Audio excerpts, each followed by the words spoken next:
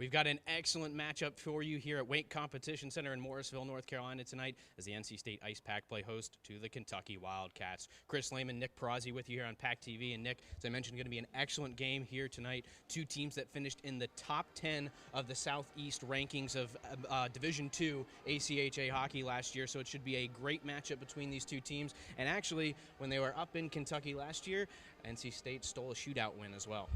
Yeah, NC State coming off a big win 2 weeks ago against ECU here in Invisalign Arena. They struggled a little bit last week against Liberty, but Kentucky, for them, they're coming off a loss as well against a pretty decent Boston University team. However, we did talk to the coach before a game. He mentioned how they didn't really play much of their seniors. They tried their new freshmen out. That's why they had that 4-3 overtime shootout loss. Yeah, that was something we talked about with NC State. That ECU game was kind of rotating through some guys, giving players who don't get as much time some chance to get a feel for the ice early on in the season. And so, as you mentioned, a 1-1 weekend for Kentucky. But looking at NC State, you mentioned the loss to Liberty. Even though it was a kind of a hefty loss, 7-2, was really an early stretch in that second period where Liberty was able to really balloon the lead from 1-0 up to 4-0 really quickly. And NC State, other than that, played them pretty evenly. Yeah, we talked to Coach Healy last night at practice, and he said, look, after that second period onslaught, we played them evenly. It was a very good performance from our guys. There's a lot to be proud about, and they should be very proud about.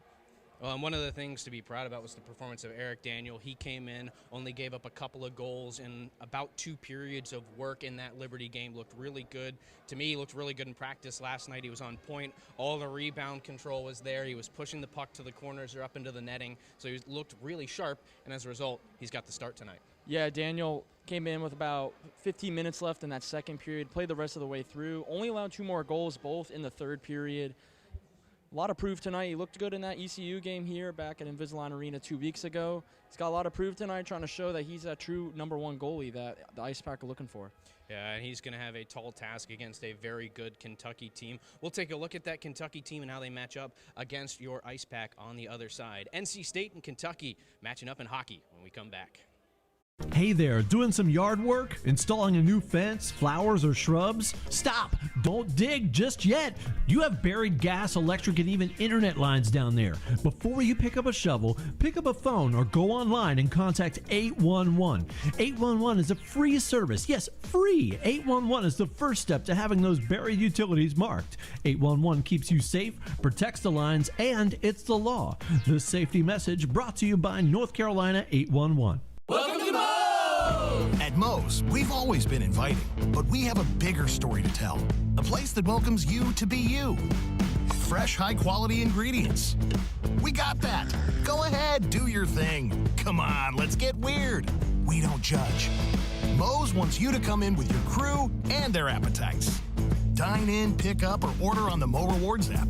Either way, don't just stroll in, roll all in to Moe's Southwest Grill. Locally owned and operated by an NC State graduate, the Red and White Shop is your source for all things NC State. Just off campus in the Ridgewood Shopping Center at 3526 Wade Avenue, the Red and White Shop has everything the NC State fan needs. Sporting goods and memorabilia, your favorite NC State team apparel, tailgating essentials, Ice Pack gear. A proud sponsor of the NC State hockey team, a percentage of all Ice Pack sales go back to the team. Stop by today or visit us online. The Red and White Shop. It's hard to always know what's going on with your kids. The Talk They Hear You mobile app and Screen for Success tool can help. The mobile app shows you how to turn everyday situations into opportunities to talk with your kids about alcohol and other drugs. Screen for Success helps you find out if your child needs more support by asking about their health, wellness, and well-being. Keep your kids safe and healthy. Download the free Talk They Hear You mobile app and start using Screen for Success today. From the top of D.H. Hill Library. Don Diablo. Oh yeah, this is actually like in my studio. WKNC HD3 Raleigh. Hey, what's up and what's going on, folks? It's Kid Kinetic, your boy up here at the top of the hour. And guess what I got? A treat that's too sweet to beat. This is Wolf Bites Radio. Oh, that's really sweet. NC State.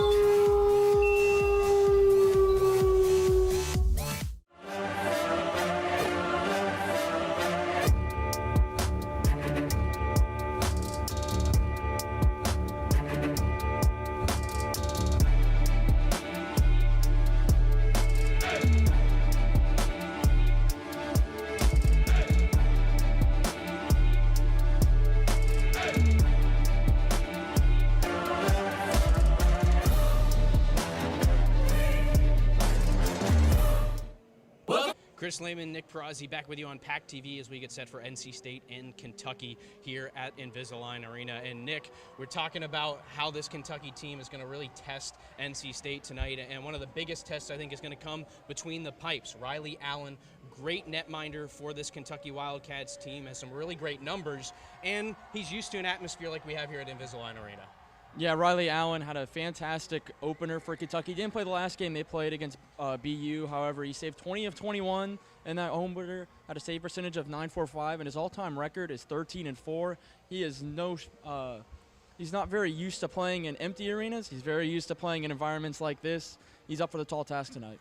And one group that's going to try and put the puck past them tonight is the line that is starting up front for NC State. That includes Emery Oliver, as well as Joey Govea, and Kaufman in there as well, Cam Kaufman in there as well. That is a great lineup. I thought there was great chemistry in that ECU game between Govea and Kaufman, and they're really going to have to step up here, I think, as that second line and produce. Yeah, Kaufman got the scoring started last week in Liberty with that opener goal.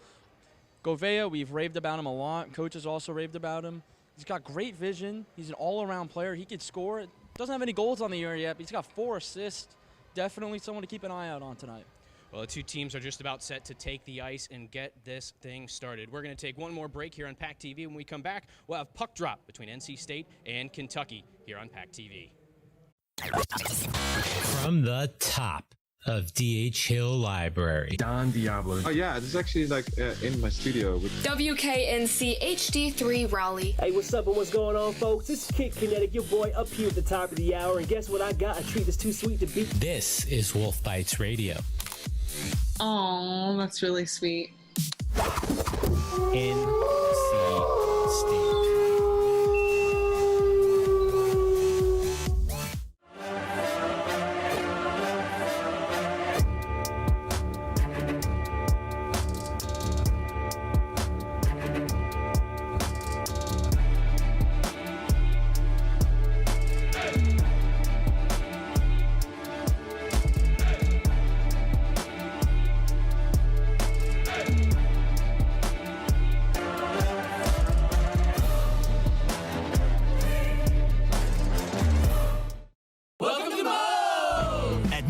We've always been inviting, but we have a bigger story to tell.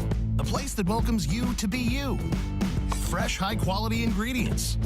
We got that. Go ahead, do your thing. Come on, let's get weird. We don't judge.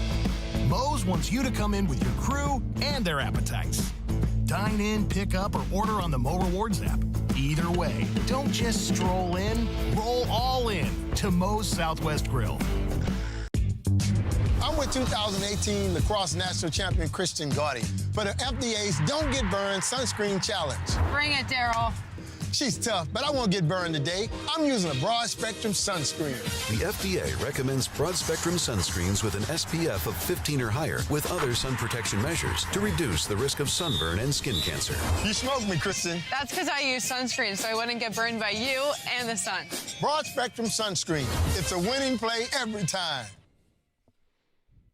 Chris Lehman and Nick Perazzi back with you on PackTV. As you can see, they're announcing the starting lineups, and we're going to throw it down to the ice. We have the national anthem before the start of this one.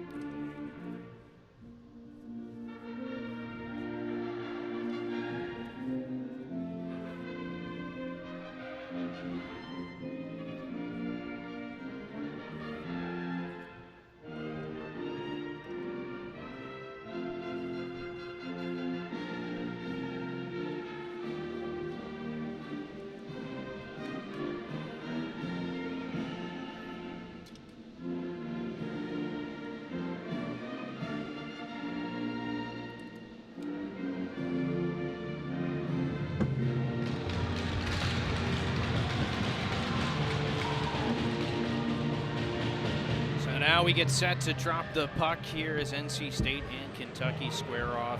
Two juggernauts in the Southeast Division of ACHA Men's Division II hockey. And Nick, this is going to be a very exciting game. Should be a fast-paced one as well. Yeah, very well should be. Both of these teams have been the top of the group in the ACHL Division II. We talked pregame to Coach Turk, Coach Tim Burke before the game. He mentioned how he really loves the environments that both these teams put on. The teams are very used to playing in front of sold-out crowds. We have a pretty close to sold-out crowd tonight, which is very, very good for the Ice Pack, considering there's a football game going on and there's bad weather. Should be a fantastic game. We got set up. Both coaches have a lot of respect for each other. They mentioned even some stories that they had the last time the Ice Pack traveled up to Lexington. Yeah, I think it was a nice big gallon of unsweet tea for head coach Tim Healy of the Ice Pack that was sitting there waiting for him, but the two coaches certainly friendly. It won't be quite as friendly for the next about 2.5 hours or so, I would imagine, as these two teams get set to square off. NC State with a whiteout tonight. You'll see some special T-shirts. I believe it's the first 100 fans in the building tonight got a free whiteout T-shirt. NC State in those white uniforms that they debuted last year. Ice Pack across the chest in red. It'll be all black with blue and white trim for Kentucky as off the center ice faceoff. It's Govea winning it for NC State. The Pack will dump it in and go after it. Banked up the near wall past Ricky Frosch. Some speed out of the zone for Kentucky. Quick shot in. It'll be directed wide by Eric Daniels. He mentioned Daniel with a solid performance in relief of Isaac Toyer up at Liberty last weekend, and he gets the start here this evening. Kaufman dumps it deep. He'll chase it down behind the net, swings it around the boards, and it's not going to get back to the defense. Kentucky shuts it down along the wall. Stalled out in the neutral zone, and a whistle. Looks like a hand pass, and that will stop play in neutral ice. As expected, though, fast pace early, Nick. Yeah, I was about to say that there, Chris. Hustling up and down the ice. We're going to see a lot of mid breakaways. I think that's going to be a big key to this game today. The back check and the forward check. The Ice Pack were practicing both of those last night, trying to get a better read on it. Both of these coaches definitely know that this will be a fast-paced game. That'll be Kentucky off the draw, sending it deep. NC State sets up the breakout behind their own cage. Kentucky content just to let them move it up here. One touch pass through the middle. Herman able to find his teammate in Philip Bailey, but Pack come in off sides, and the face-off will come out on top of the Kentucky blue line. Yeah, as you mentioned, the fast-paced nature that this game is going to be. The Ice Pack sitting behind the goal for a couple of seconds, waiting to get something to break out. Once again, nice strong for the Ice Pack. That'll be Herman to take the draw for NC State up against Cameron Chabot of Kentucky. Chabot, a transfer out of Indiana Tech, new to the team. He's one that head coach Pergram expects to be a contributor on this squad this year. NC State holds on the blue line, deflected in front. It hit a couple of sticks and then popped up over the net. Good chance there for the Ice Pack early. They'll sustain the forecheck. Bailey behind the goal. Spins with it, sends it up the wall. Labrizzi throws it towards the net, directed wide by Herman. He'll swat it back to the blue line. McEnany head up, takes the shot. It'll be swallowed up by the glove of the netminder in Riley Allen. Really good chance there for the Ice Pack. Deflected up by Philip Bailey. Ice Pack are going to look for a lot of those slot shots, try to get bodies in the blue line or something like that. They kind of struggled with a little bit last week. However, this is Kentucky team. They're definitely going to try to set the tone early. McEnany on the draw for NC State. Over to the far wall, turnaround shot. Sent wide by Nick Shook. NC State, good pressure here early. The majority of play has been down in the Kentucky zone so far. They'll look to break out. Good forecheck there from Bresingham, though. He'll find Shook on the near wall. Fans on the shot, loose puck, high slot. Shook has it and throws it wide. Comes hard off the wall, and it will skitter all the way out to neutral ice. Jackson Cowan resets for NC State. D to D, James back to Cowan. Pass up that far wall, intercepted. Bresingham will collect the loose puck and slap it in. But again, NC State doing a great job here. One thing that the coaching staff of Kentucky told us, Nick, before the game is they wanted to try and dictate the flow of the game, the pace that both teams were playing with. And so far, it feels like NC State here in the first 2+ minutes have been the team dictating the pace. Yeah, and that's something that Kentucky did not really want to happen in this game. However, we did just see right in front of shots the rest of the game. No one has a very physical team. Well, that was always one thing that was a subject of discussion as Slapper floats past Daniel. They'll have to guard the post as NC State collects the loose puck in a danger area. They have trouble breaking it out. Does just slip it in the neutral zone, and after a little bit of chaos there, it's NC State emerging with it. Sent to the middle by Todd. Slides all the way into that far corner. Aiden Brenner over there to help. He's upended. Couple players go down. Play will continue as Brenner bodies up his man.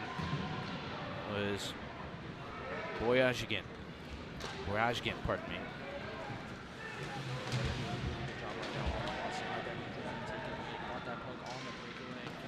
Finds a man in front. Nice save made by Allen. He's going to knock it down with the glove and hold on. But an excellent chance there for NC State. As you mentioned, Nick, Aiden Brenner, good shift. Yeah, it was a very good shift. But how about that last shot? Not a good shot, but like you mentioned, this is going to be Riley Allen's game. There's a reason why he saved it. There's a reason why he has a 14-3 career record. He just put it on display right there. Yeah, that was really good rebound control to keep it in front of him. NC State will control off the offensive zone drop. Pinned to the wall here is Herman. Dispossessed, it'll be lifted out of the zone and collected by number 19, Colin Costello. Sends it right in on Daniel. Rebound is there, and it's swatted wide by D'Amico, captain of this Kentucky team. Send it down into the near corner. NC State returns it back up the wall. It'll be swatted back in once again. Puck thrown up through the middle. NC State captain Garrett Arini skate to stick. And it's Herman, and his pass to the middle deflected wide. NC State will hold the zone. Thronson swats it in. First one to it is Philip Bailey of NC State. Sends it to the middle off the stick of Arini. And Arini turnaround shot in the slot goes wide. NC State doing a great job just getting it to the middle of the ice, creating some chaos, and getting chances out of it. Here's Thronson through traffic, bouncing puck, steered away again by Riley Allen. And now NC State looks like they'll have to retreat as Kentucky clears and goes off for a change.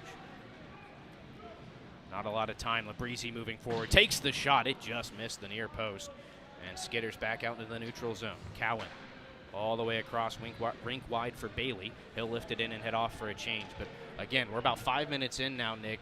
Shots are showing 3-3, but play has certainly favored the Ice Pack. They have, and the Ice Pack offensive pressure is another great forecheck there, but Ice Pack puck almost went out of play. How about that last shift by Philip Bailey? Had a couple chances in front, and he kept going in. Got a good neutral zone turnover as well. A couple guys on the Ice Pack right now. They're playing very, very hard, while Kentucky, they look a little sloppy in this first half. Can't really get those crisp passes, and I think that's contributed by the Ice Pack being able to work on that forecheck last night, and it seems like it's paid off so far. Yeah, the feel of the game is a lot like that forecheck and back-checking drill that they were working on last night. This is going to be an opportunity, though, here for Kentucky to try and establish themselves in the offensive zone. Cam Chabot wins the draw for the Wildcats, back to the blue line. Shot hits a skate on the way through, and the man who blocked the shot, Govea, will move it forward. Hands it off at the blue line. Shot coming, big hit, and just dodging a dangerous hit there was Emery Oliver, and now the puck will be lifted up into the netting and out of play. But if you're Oliver there, that was a little bit of a dangerous situation. Kind of had his head down, looking at the puck as he went to take the shot, and fortunately he was able to look up and get out of the way in time. Yeah, that's something you do not want to see, especially for the Ice Pack, already missing a player tonight. Just got to keep that head on a swivel, especially in front of the net. Govea and Chabot on the draw. Chabot wins it for Kentucky as the puck slides back underneath their goal line. Emery Oliver on the forecheck in the corner. Can't possess, and now Kentucky can move out through neutral ice. Plenty of space to move through for Quattrapella. Looking to the middle, backhand pass steered away by Eric Daniel. Now they'll go after it behind the net now. First one to it is Cowan of NC State. Oliver pushes it up the wall to be collected by Govea. He trips over his own skates, picks it back up, takes the shot and rings it off the iron. Great chance there for Govea. Pass to the middle, stolen away by Kate Cox. Looking to the middle for Kaufman, and it'll be cleared away by Kentucky. Couple of good opportunities there for NC State. How about the man who had the first goal last week at Lynchburg? Kaufman did a very good job at that last chance. Hit the iron, actually, on that last shot. Saw a similar play that how he got that goal against Liberty. Now NC State comes in offside. Cox just a little bit slow crossing the line, and starting to see a little bit of that chippiness as both teams going at it a little bit there. Cade Cox wasn't shying away from the contact after the whistle, and that was one thing that head coach Tim Healy said about this team is there's a little bit more of that grit, a little bit more of that physicality in this lineup. They're not, going to be pushed around quite as much as they have been in past years. Yeah, and Coach Healy also mentioned how at Liberty last week, he mentioned that they were a stronger team. They were a more physical team. However, Ice Pack did a really good job at matching it. They were giving hits back, defensive hits back, and that's something that Coach Healy really, really liked that he saw last week. Offensive zone face-off here for NC State. Do a little maneuvering to set up something here off the draw potentially. McInerney. Draw in the near circle, straight back to Cox. He'll walk the line, looking for space, fires away. It hits the shoulder of Allen and pops out into the slot. Nobody in a white jersey able to get to it. Good pinch there from Cox to send the puck back deep. And NC State will hold the zone again. Ricky Frosch forces his way down that far wall. Met there in the corner by Boyashkin, who tries to clear it out and can't. NC State just doing a great job of holding their offensive blue line, as Kentucky does finally elevate it out to neutral ice. Cox at the red line, gloves it down, bodies flying here in front of the Kentucky bench, but NC State going back to work. Nick Shook has it poked away. He'll retrieve it back at the blue line and send it into the zone. Oh, we just had a swing. Nick Shook just took a shot. Yeah, Shook went right back at Parker Rice, and we'll see how long we stay at 5-on-5 hockey as Kentucky ices the puck, and it looks like they're going to take two here. And this is not a surprise, as waiting to see who they'll put in the penalty box. I'm not sure who exactly it was that went at Nick Shook. Maybe not. They're just, they were actually just checking the lines because they have to send those same tired bodies back out after the icing. I thought they might have been taking two there, though, to try and settle things down, because we've seen a few hits away from the puck or after the puck was gone from that area, so we'll keep an eye on it and see how things progress from here. Bit of a conversation going on, but Cox took a shot right up against the Kentucky bench.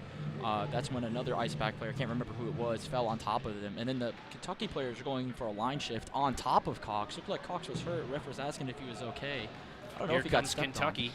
Got a chance here on a 2-on-1. Sent to the middle. Well played by Labrizzi, and the loose puck pounced on by Eric Daniel. And here we go again on the side of the NC State net. Ice Pack doing a good job defending their netminder there. But again, it'd be interesting to see how long these little skirmishes go. None of them have gone over the top at this point. But you can feel that temperature rising, the water's starting to bubble a little bit. Yeah, I feel like the referee should have probably gave a penalty out to Nick Shook. He did give a punch, or an attempt of a punch at a Kentucky player. The referees are probably going to have to take control of this game sooner or later. I would have liked to seen it a lot earlier with that shot Shook took. Here comes NC State with some speed. Herman looking to the middle, fans on the pass. Kentucky picks it up. They'll move it out into the neutral zone. Colin Holt sends it off the wall and into the NC State end. Labrizzi will retreat for it. NC State has to reset. Philip Bailey in the near corner. Sent up the wall, off a skate, kept in the zone at least momentarily by the Kentucky defense. Now NC State looking to stretch it out. Pass a little bit long from McConaughey. Thronson back for it. Stretches it through the middle. Herman touches it for Arini, who's got speed. Has Herman behind him, takes the shot. That's blocked at the defense. Well played by Holtz. And now Kentucky can move back forward. Brett Quinn has it poked away at the blue line. Loose puck. NC State comes away with it. We've played 8 minutes here at Invisalign Arena. Still scoreless. Thronson into the offensive zone. Across for Bailey, looking to the middle. That pass denied, but Bailey maintains possession.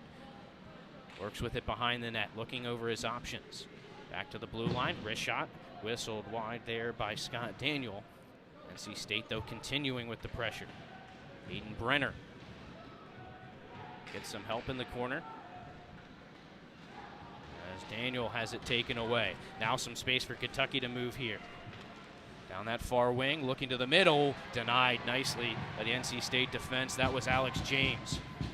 He's still in possession. Ill-advised pass. He turns it over in the NC State slot. But the Pack able to get it back, and it's James again. Moves it forward. Aiden Brenner has some speed, takes the shot, and it'll be swallowed up by Allen. But we're starting to see Kentucky get a few opportunities, and this game's kind of going back and forth a little more. Yeah, and it seems like their only kind of sense of offense right now has been those breakaways. However, on that last breakaway, Daniel Scott lost his stick, and he went back for it, leaving his fellow defenseman left alone on that 2-on-1. Very lucky, though, that Kentucky just could not capitalize on it. Gouveia on the draw for NC State, but it'll be won by Mark LaRue of Kentucky. Frosch holds the zone on the near blue line. Swatted back across the ice by Rakitic. Can't clear the zone again, though, for Kentucky. Looking to the middle, Gouveia. His pass deflects back for Frosch. Down the half wall for Kaufman, who's bodied up. Loose puck behind the goal now. 2-on-2 battle. Kaufman collects. He'll sweep it around the wall. Oliver unable to get a touch to it. Gouveia in to help.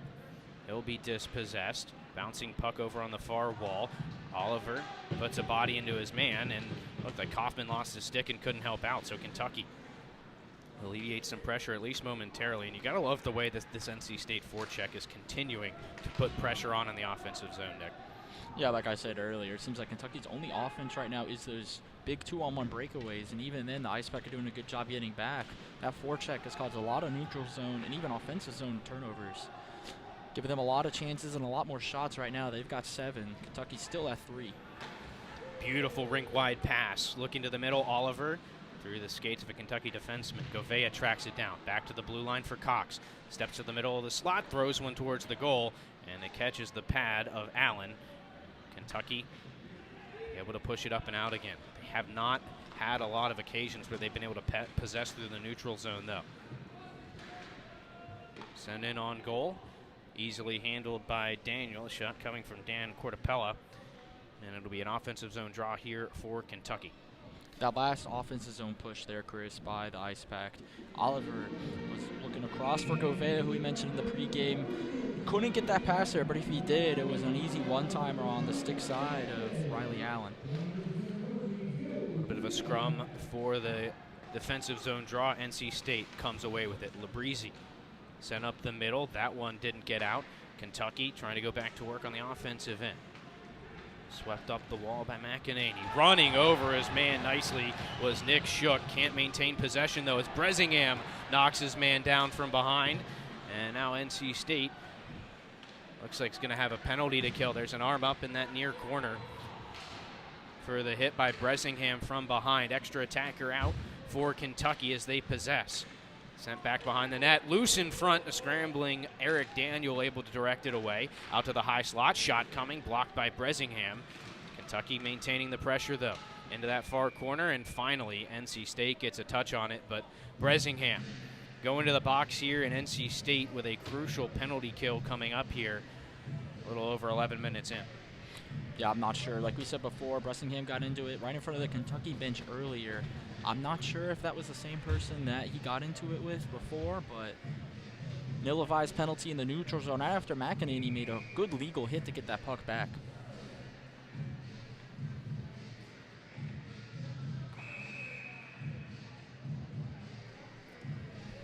So 2 minutes for Bresingham. NC State hoping he stays in there for the entirety of this Kentucky power play. Wildcats win the draw. Hauled at the line by Burke. He'll get it back. Sent down along the wall. Rink wide, open space here. Shot blocked. Well played by NC State's penalty kill as D'Amico's shot didn't get through. Cortapella circles the center ice with it. And they'll work it deep. NC State, just like they did with ECU, they're willing to let you work the perimeter. It's just a matter of keeping you out of that danger zone in the middle. Kentucky back up to the top. D'Amico sweeps it deep. He'll get it back at the blue line. 1:20 left on the power play. Bouncing puck handled by Daniel. He'll scramble over to the near post. Not sure if it got to him, but NC State will force it into the near corner. You see it up close as they battle for it. Kentucky comes away with it. Back behind their own net, circling with it. That's Costello. Bodied off the puck, and now NC State clears the zone halfway through this penalty kill. They'll get the change. And fresh bodies out for NC State. Really good push there by Dan Cortapella on that last attack. That puck was loose in front. He just couldn't stick to the puck to knock it in. Kentucky's looked pretty good, though, on this attack, but as you said, Chris, NC State's going to let you push that perimeter. Oh, a big play there, almost going for the neutral zone turnover. Puck will slide weakly in on Daniel. He'll cover it up for a face-off. 34 seconds left on the penalty to Drew Bresingham. Let's see what NC State's able to do here off the defensive zone draw. You'd really love to win it and clear it out and alleviate some of that pressure. And Kentucky's gone back to the top power play unit here. Mark Leroux taking the draw against NC State's Joey Govea. 7:26 left in the first. Again, 34 seconds left on the power play for Kentucky. Drew Bresingham in the box for a hit from behind. And NC State, as we said, would really like to win the draw and clear. It's exactly what they do. Kentucky down to 20 seconds on the man advantage. Loose pressure from Oliver. Pass taken off the wall over on the far side. And Kentucky jammed up at the NC State blue line. A lot of bodies over there on that far wall. And now Labrizzi takes it away. And NC State can move forward as the penalty comes to an end. Wristed in on goal by Govea. And after they kill the penalty, NC State now with an offensive zone draw. And Labrizzi took a big hit there. And he's chirping it on the sideline right now. Right there, just at the bottom of the screen. Can't really see it. Big hit, though, right against the boards, right against NC State's bench. That physicality coming up, that was Kyle Mead, the freshman for Kentucky, who made that hit. Off the draw, Kentucky controls but can't clear. Swatted right back in by Thronson. Collected back by Tim Burke of Kentucky. He can't clear. Thronson sends it back in again. Shook looking to the middle. That pass stolen away. This time Thronson unable to hold the zone. Here's an odd man rush for Kentucky as they move forward. 2-on-1. Pass across, and it's just out of the reach of Nick Delaney. Kentucky, though, with a great chance there. Out in front. In the skates of a Wildcat. Still loose, and laying down in the snowman there was the goaltender Daniel, and his big body able to smother the puck there, but a little bit of a scare there for the Pack, Nick. Yeah, Andrew Thompson kind of went straight for that puck at neutral zone when he had no numbers back. Big 2-on-1 break for Kentucky. They just couldn't get it across. Just fans wide. How about Eric Daniel going down on his back to save that puck? Was turned away from the play, too. 6:20 to go in the first. NC State controls off the draw, lifted off the glass and out. A chance to break here for Gardarini. He's got some help on the near side in Bailey, and the centering pass off a Kentucky stick and over to the near wall. Wildcats collect the loose puck. Move forward by Chabot. He's got space through neutral ice. Down that far left wing, looking to the middle, and they can't connect. Couple of chances right there in front that the Wildcats just haven't been able to direct on goal. NC State will break it out. Arini takes a hit to move it forward for Bailey. He has trouble controlling. And now NC State has to retreat. It's the captain, Arini, looking through the middle. That pass deflected. Still loose. Arini gets back to it. Sweeps it forward for Herman. And Herman will send it deep. NC State in on the forecheck. It's been effective here in this first period, but Kentucky able to get in front of the pass and clear it. And now we've got icing, and keep an eye down in that corner. These two teams have been pushing and shoving after the whistle really all night already. And the official's going to get there and separate the two teams. Seems like every time we have one of these scuffles going on, Kyle Mead, the freshman, is always in between all one of them. Right top, though, hustling, trying to beat out that icing. Very close there, but he gets knocked down. He took a little section. Actually, that wasn't Kyle Mead who was in the middle of that, but the end of it, he's getting into it. You can see why Kentucky was a little bit upset about that icing call. It's tough to see from that camera angle whether, where the whistle was blown and whether they were, I would imagine, at the hash marks is where the official made the call. But I believe it was Kyle Mead who definitely got in there before Ricky Frosch to get to the puck. But it will be an offensive zone draw for NC State. Scott Daniel to take the faceoff for the Pack. Wins it back to Todd. Throws it through the legs of his center man, and it's off of the leg of Daniel and wide. Bouncing puck still in the zone, though. NC State trying to go back to work as Brenner sends it to the near wall. Tracked down by Todd. He'll leave it for Daniel, who wristed one just wide of that far post. Pack hold it in at the blue line. Swatted towards the goal. Allen steers it back behind the goal, and they'll fight for it there. Good one-on-one battle right there behind the net. Wildcats win it. But it's Daniel with the pressure on the near wall to force it back behind the cage again. Good forecheck here from the Ice Pack as Labrizzi has some trouble with a bouncing puck and can't hold the zone. So Kentucky a little bit of relief. Pack trying to keep the pressure on as it's dumped in. Aiden Brenner on the forecheck. And he creates some chaos and steals it away. Lifts it to the middle, and a chance here for the Pack. And Govea unable to get the shot away. Ice Pack have a penalty or a power play coming up. Delayed penalty to the Wildcats. Looked like a slash.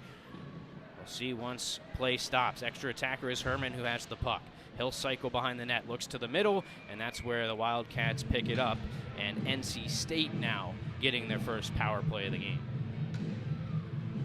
And trying to see who's on the penalty. It's going to be Tim Burke, I believe. He's skating around the penalty box. He is coming in. He's played one heck of a game, though. He's been out there a long time. However, that last sequence there for the Ice Pack that led to that slashing penalty on him. He was trying to clear that puck out, and he ran into his own teammate. That gave NC State a really good chance, Chris. So a 2-minute slashing penalty to Tim Burke. And NC State with their first power play of the game. Be pinned along that far wall. Kentucky does force it out into neutral ice. That will allow them a little bit of reprieve. Herman at his own blue line. Hands it off for Cox. He's got some speed up the near side. Chips it in and chases after it. Cox with it again in the corner. Turning behind the net. Walks it back to the half wall. Still Cox. Looking to the middle, nothing there. Decides to fire away, and it pinballs through and wide. Held in by Nick Shook. Thrown into the near corner where Herman can go after it. He finds Bailey. Back for Herman. And miscommunication there. Cox wasn't in the right place, or at least not where Herman thought he was going to be, and so NC State has to reset. 50 seconds gone on the man advantage. Still 3.5 left in the first period, looking for our first goal. Cox, beautiful pass across, and the save made by Allen on Shook. Took a little bit of time to load that up and get the shot away. Kentucky looking for a shorthanded chance as they come streaking down the near wing. Sent to the middle, bouncing pass. Skitters all the way to the far wall, and NC State will regroup there. 45 seconds left on the power play for the Ice Pack. Some speed here for Shook. He's got room through the middle of the ice. Steps around a defender, has a chance to shoot, and whistles one wide of the near post. It'll ring all the way around the boards, and now a chance to move back forward for D'Amico.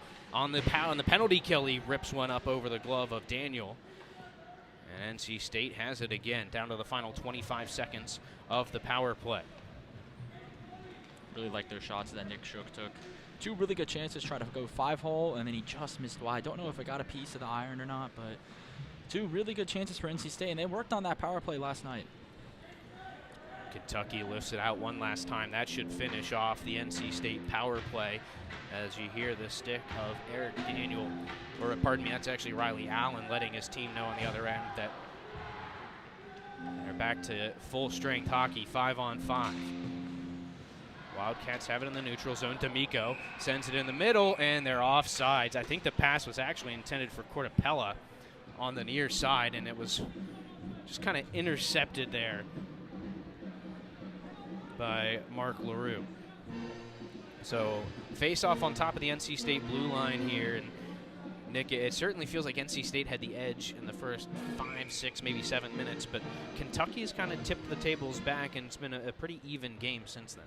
Yeah, they have. I think they've had a lot more better chances. I think the chances, though, NC State has more of. Oh, another good chance here for NC State. Here it is. Bailey walking in. He scores just over the blocker of Allen, and NC State puts themselves up 1-0 with 2:01 left in the first.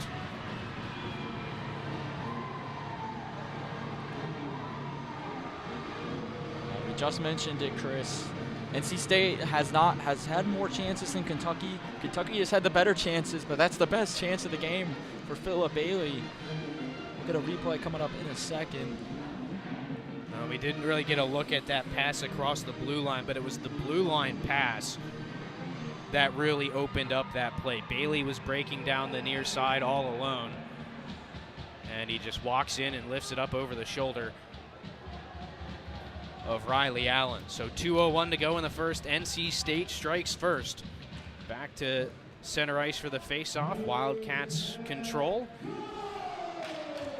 And they'll work with it at the defense. Up the near side. Deflected in by Jack Knoll. 1:45 left in the period as NC State breaks out. Deflected in by the goal scorer Bailey. Bouncing puck. Directed back behind the goal. Sent out in front and off the skate of Allen. NC State just peppering everything at the net. And now we've got another penalty coming up to Kentucky here. As you see Daniel leave the net. And see what the call is. Another slashing penalty, it looks like. I'm guessing it came behind the play. I did not see it. But it'll be Connor Underwood who goes to the penalty box. Oh, and he is not too happy. His Gatorade bottle actually just exploded in there. There's water all over the glass. Not very happy about that call, especially since there's just 1:24 left in this period. If NC State can't score, they'll keep that power play, of course, for the second period. But they had a couple of good chances that first one, and now taking that penalty after you let up that first goal, it is a very frustrating thing to do. And man, Connor Underwood's still very upset down in that box. This is a chance if you're NC State. You got to smell blood here. You just scored the opener, and now you have a chance to double that lead late in a period. It'd be a big goal to get if they could, but the Pack in a pile-up off the draw, that'll create a chance here for Kentucky to move forward. D'Amico throws it to the middle. Daniel gets a hold of it and covers up. He tried to get rid of it, but official blew the whistle, and so a defensive zone face-off is, again, Kentucky kind of flipping the script on the penalty kill and getting a chance. Another pretty good one in front, another dangerous one at least. Yeah, it looked like Oliver and Kaufman, they collided and went down together. I can't remember who was trying to make that pass, but it allowed Kentucky to get that breakaway. And we've seen a lot of breakaways from Kentucky tonight. They're going to more than likely capitalize on one of them. They're just not being crisp enough on these breakaways. NC State has also had very similar ones as Govea tried to work it through. It'll be cleared out immediately by Kentucky as NC State gained the zone. A little bit of pressure from the UK penalty kill. NC State looking for some space. It's Alex James just walking it up the ice. Down to 45 seconds left in the period. Zips it across. It'll be taken off the wall by Oliver. Back to the blue line. McConaughey tees one up. It got through Allen, but he's going to squeeze and hold.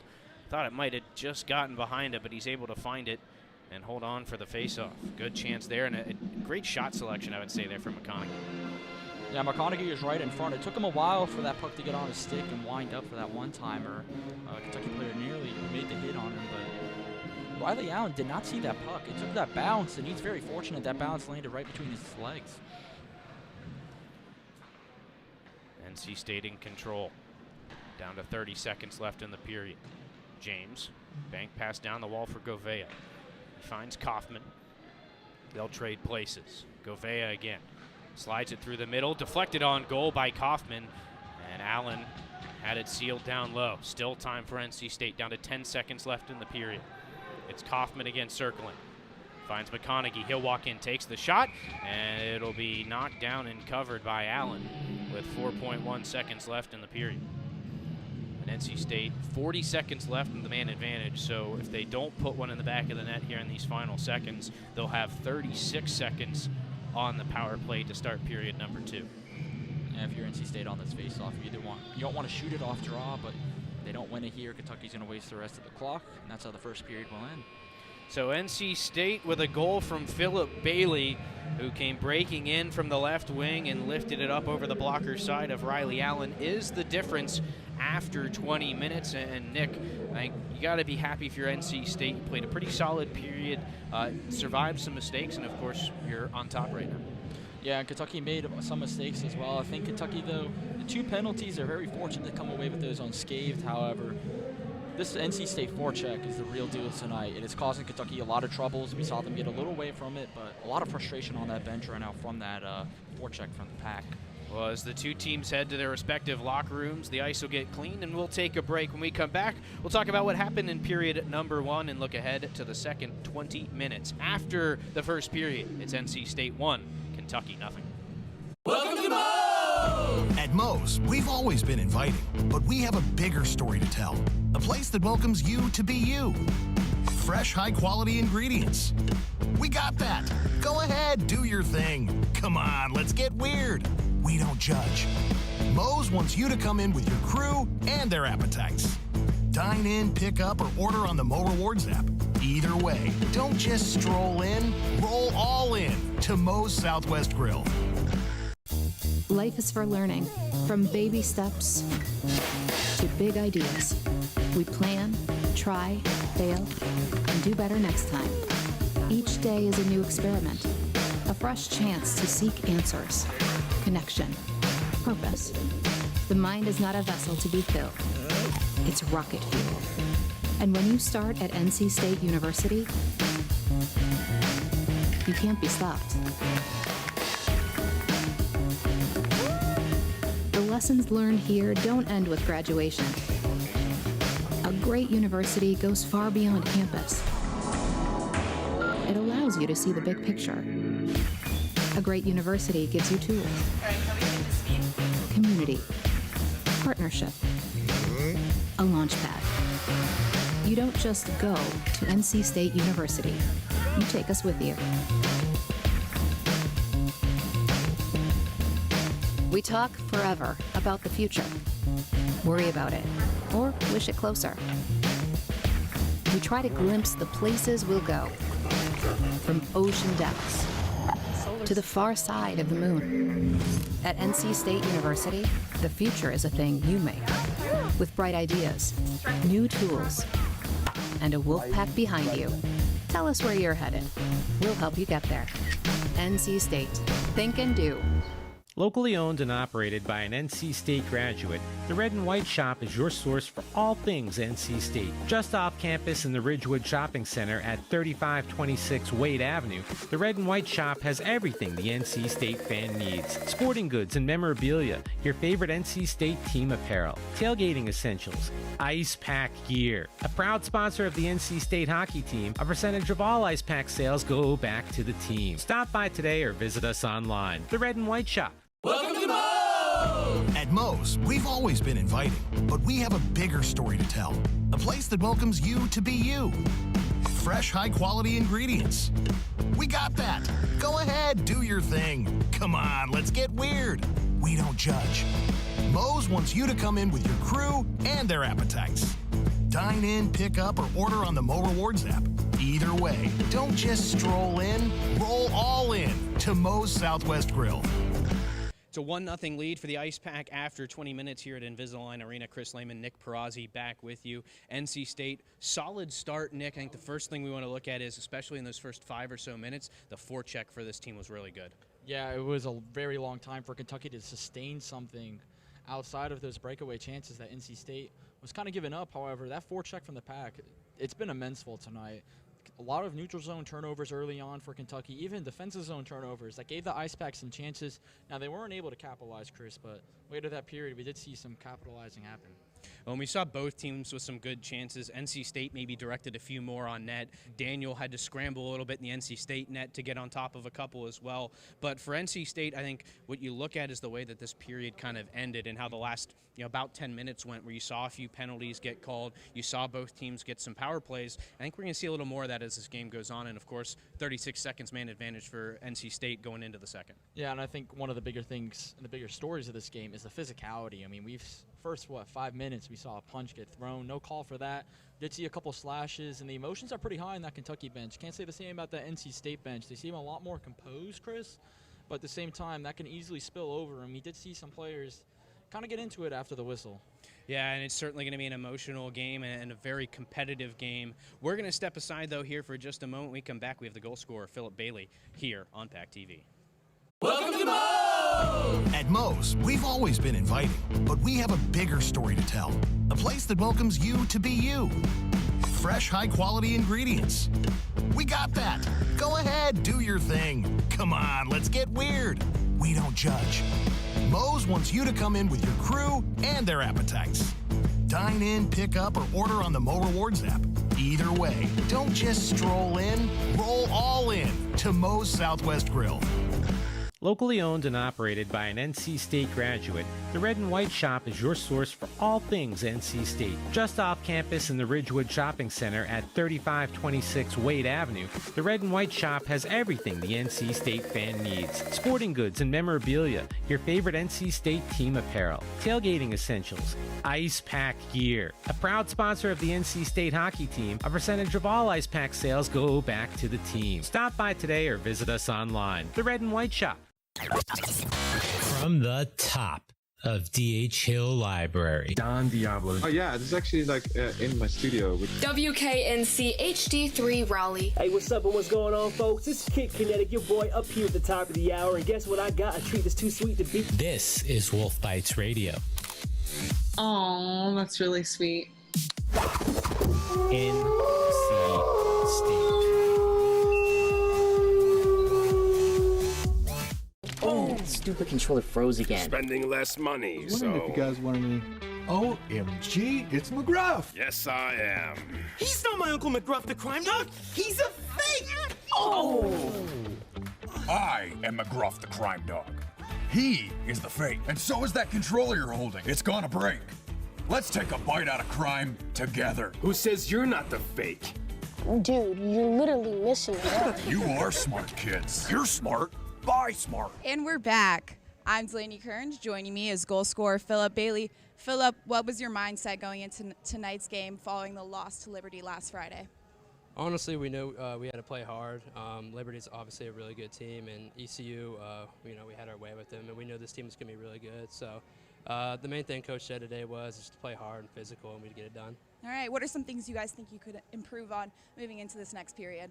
Honestly, I think we're playing really hard. Just, keep the gas to the floor and keep playing hard. Everyone seems to be locked in. All right. Another big turnout here tonight. How does the atmosphere affect you and the team while on the ice?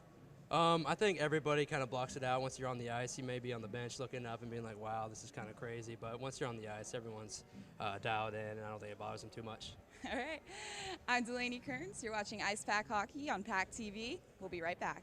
We talk forever about the future.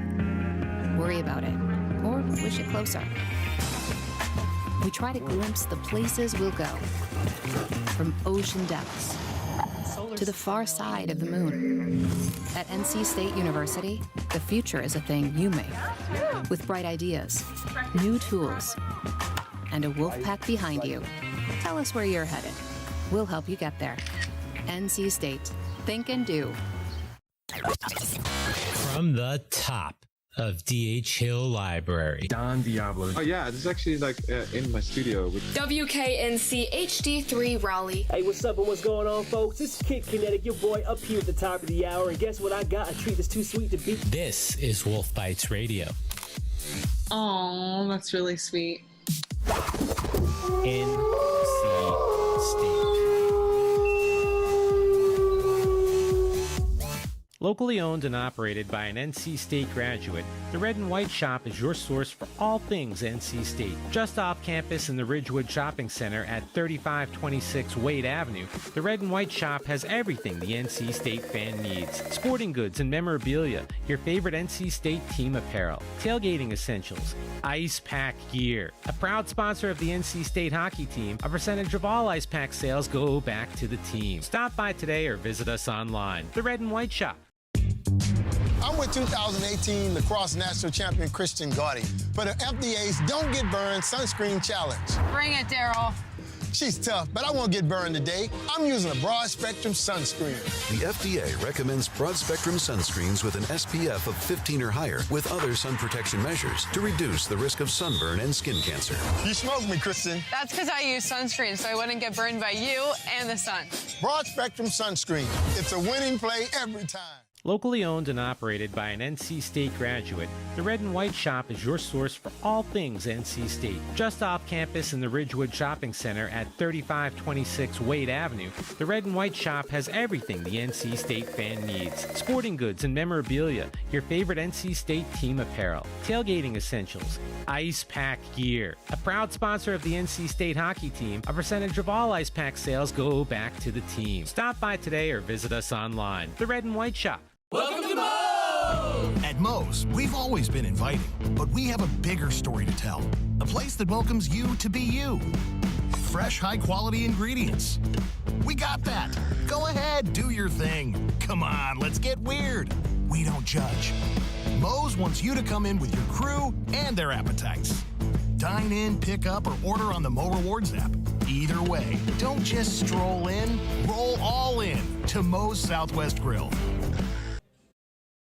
Lead for NC State over Kentucky after the first period. Chris Lehman, Nick Perazzi back with you here during the first intermission. Just heard from goal scorer Philip Bailey. It was a beautiful pass from Captain Garrett Arini that set that up and gave NC State this 1-0 lead. But I want to first, before we kind of get into the power plays that we've seen in the special teams situation to start this second period, but I want to take a look at the goaltending. I think both sides, the goaltending's been pretty good. Shots are 16-7 in favor of NC State right now. So Eric Daniel hasn't seen a lot, but the shots he has seen have come from dangerous areas right there in the low slot.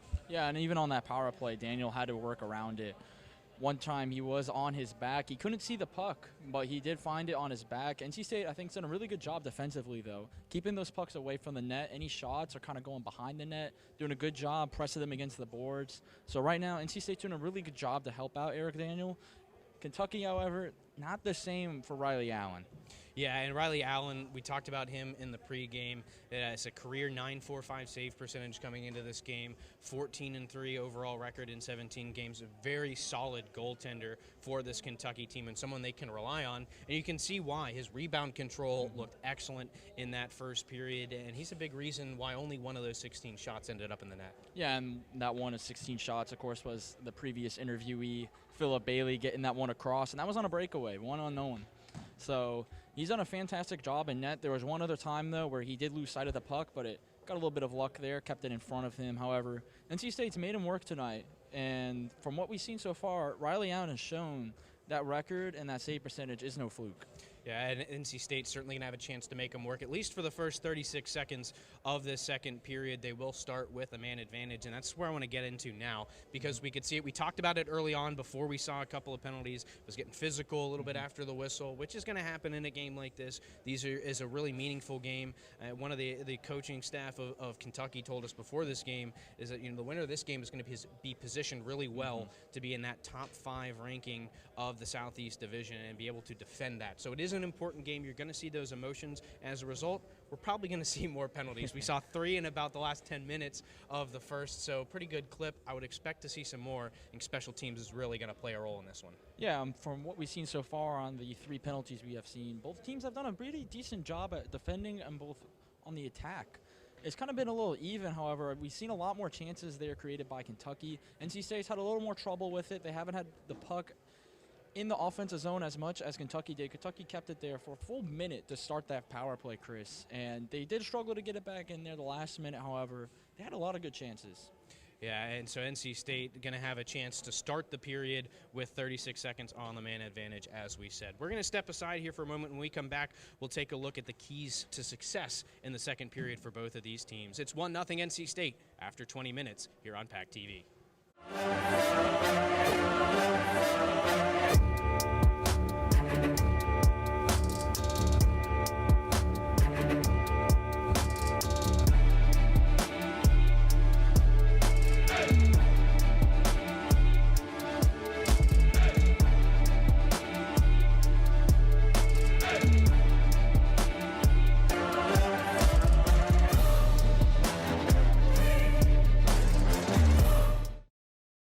Locally owned and operated by an NC State graduate, the Red and White Shop is your source for all things NC State. Just off campus in the Ridgewood Shopping Center at 3526 Wade Avenue, the Red and White Shop has everything the NC State fan needs. Sporting goods and memorabilia, your favorite NC State team apparel, tailgating essentials, ice pack gear. A proud sponsor of the NC State hockey team, a percentage of all ice pack sales go back to the team. Stop by today or visit us online. The Red and White Shop. Welcome to Moe's! At Moe's, we've always been inviting, but we have a bigger story to tell.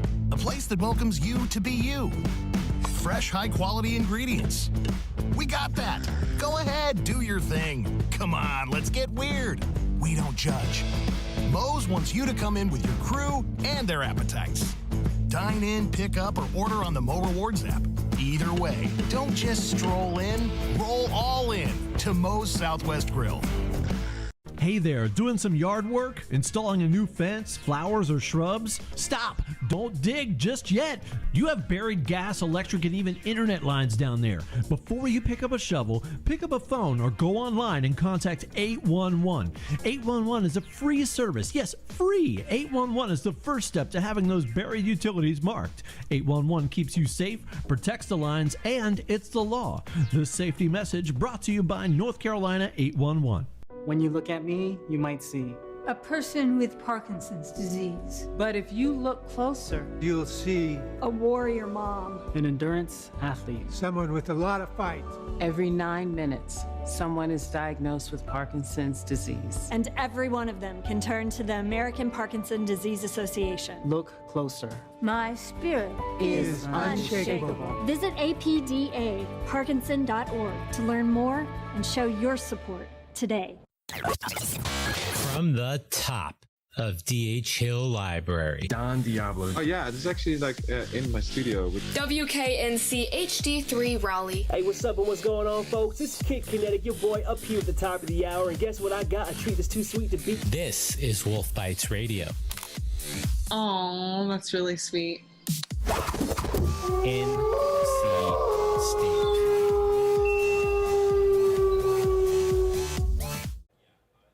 Closing in on the start of the second period here at Invisalign Arena, Weight Competition Center in Morrisville, North Carolina. Chris Lehman, Nick Perazzi with you here on PackTV. It's a 1-0 lead for NC State, and we want to take a look at this second period and kind of what we expect to see. We talked about it a little bit. It's going to continue to be physical. Special teams probably going to play a big role in this one, but one thing we also hit on was the NC State forecheck, and they really caused problems for Kentucky. They're going to have to find a way, Kentucky is, to deal with that. Yeah, and I think Kentucky's biggest issue that they're probably going over right now during the intermission, they've got to find a way to get all 5 guys across the ice. They've had a lot of good breakaways, 2 or 3 guys pushing it, but they can't get everybody across, and I think that's what's costing them a lot of good offensive zone time. Most of their time has come off that power play, Chris, and if they need to start working on that, the word I'm looking for, I can't really find it. They're trying to look for that fight back, I guess you could say, of that NC State forecheck, and they're having a hard time. So this intermission, they should definitely be going over that, see what they can do to fight against that.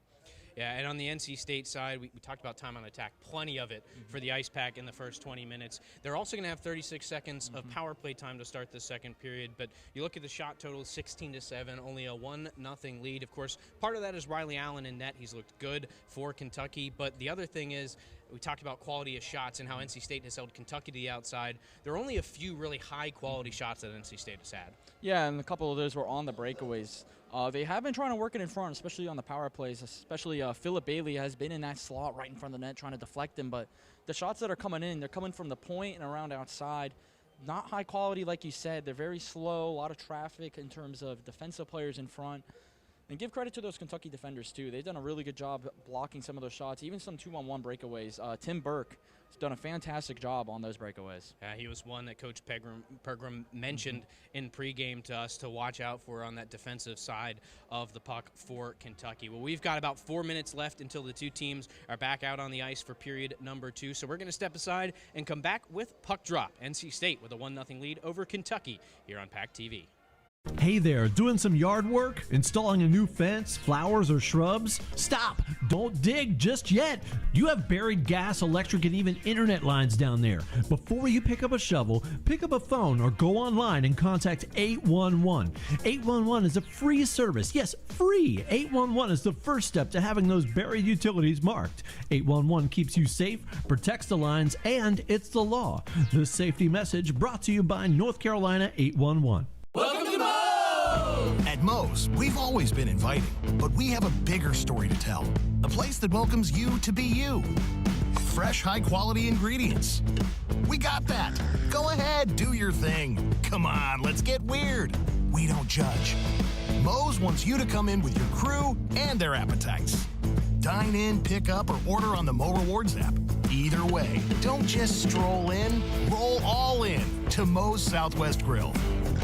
Locally owned and operated by an NC State graduate, the Red and White Shop is your source for all things NC State. Just off campus in the Ridgewood Shopping Center at 3526 Wade Avenue, the Red and White Shop has everything the NC State fan needs. Sporting goods and memorabilia, your favorite NC State team apparel, tailgating essentials, ice pack gear. A proud sponsor of the NC State hockey team, a percentage of all ice pack sales go back to the team. Stop by today or visit us online. The Red and White Shop.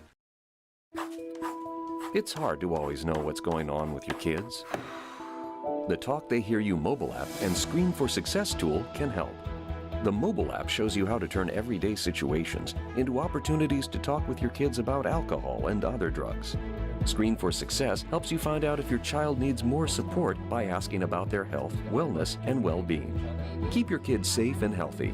Download the free Talk They Hear You mobile app and start using Screen for Success today.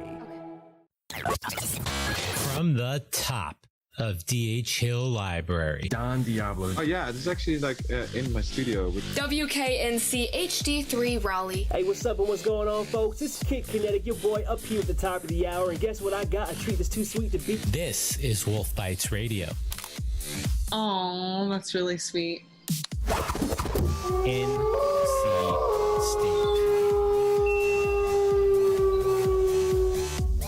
Locally owned and operated by an NC State graduate, the Red and White Shop is your source for all things NC State. Just off campus in the Ridgewood Shopping Center at 3526 Wade Avenue, the Red and White Shop has everything the NC State fan needs. Sporting goods and memorabilia, your favorite NC State team apparel, tailgating essentials, ice pack gear. A proud sponsor of the NC State hockey team, a percentage of all ice pack sales go back to the team. Stop by today or visit us online. The Red and White Shop.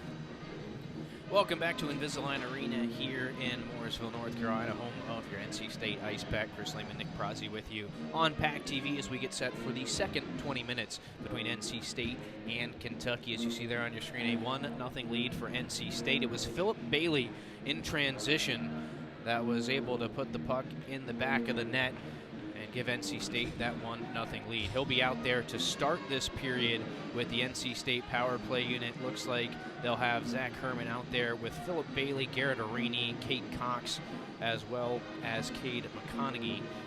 That'll be the 5 on the ice. 36 seconds of power play time for NC State, Nick, and so it'll be important for the Pack to get in and get established quickly. Yeah, we've seen them have a couple of chances, like we mentioned during the intermission report. The quality of their shots have to be a little better. They don't have much time. They got 36 seconds, so probably 1 or 2 pushes coming from the Pack. If they can win this draw, though, in the neutral zone and get a good push, they'll definitely have a couple of shots on goal. So it'll be Herman to take the faceoff for NC State up against Cam Chabot of Kentucky. We got a fresh 20 minutes up on the clock. We're ready for period 2. There's been, as we mentioned, a great crowd on hand, despite the fact that you've got kind of the tropical storm brushing past, as well as a football game up in Virginia tonight for the Wolfpack. But a good crowd, and they've shown up so far. NC State with a chance, they score! I think it's going to be Philip Bailey again, camped out in front. It hit his body and deflected past Allen. It's a power play goal and a 2-0 lead.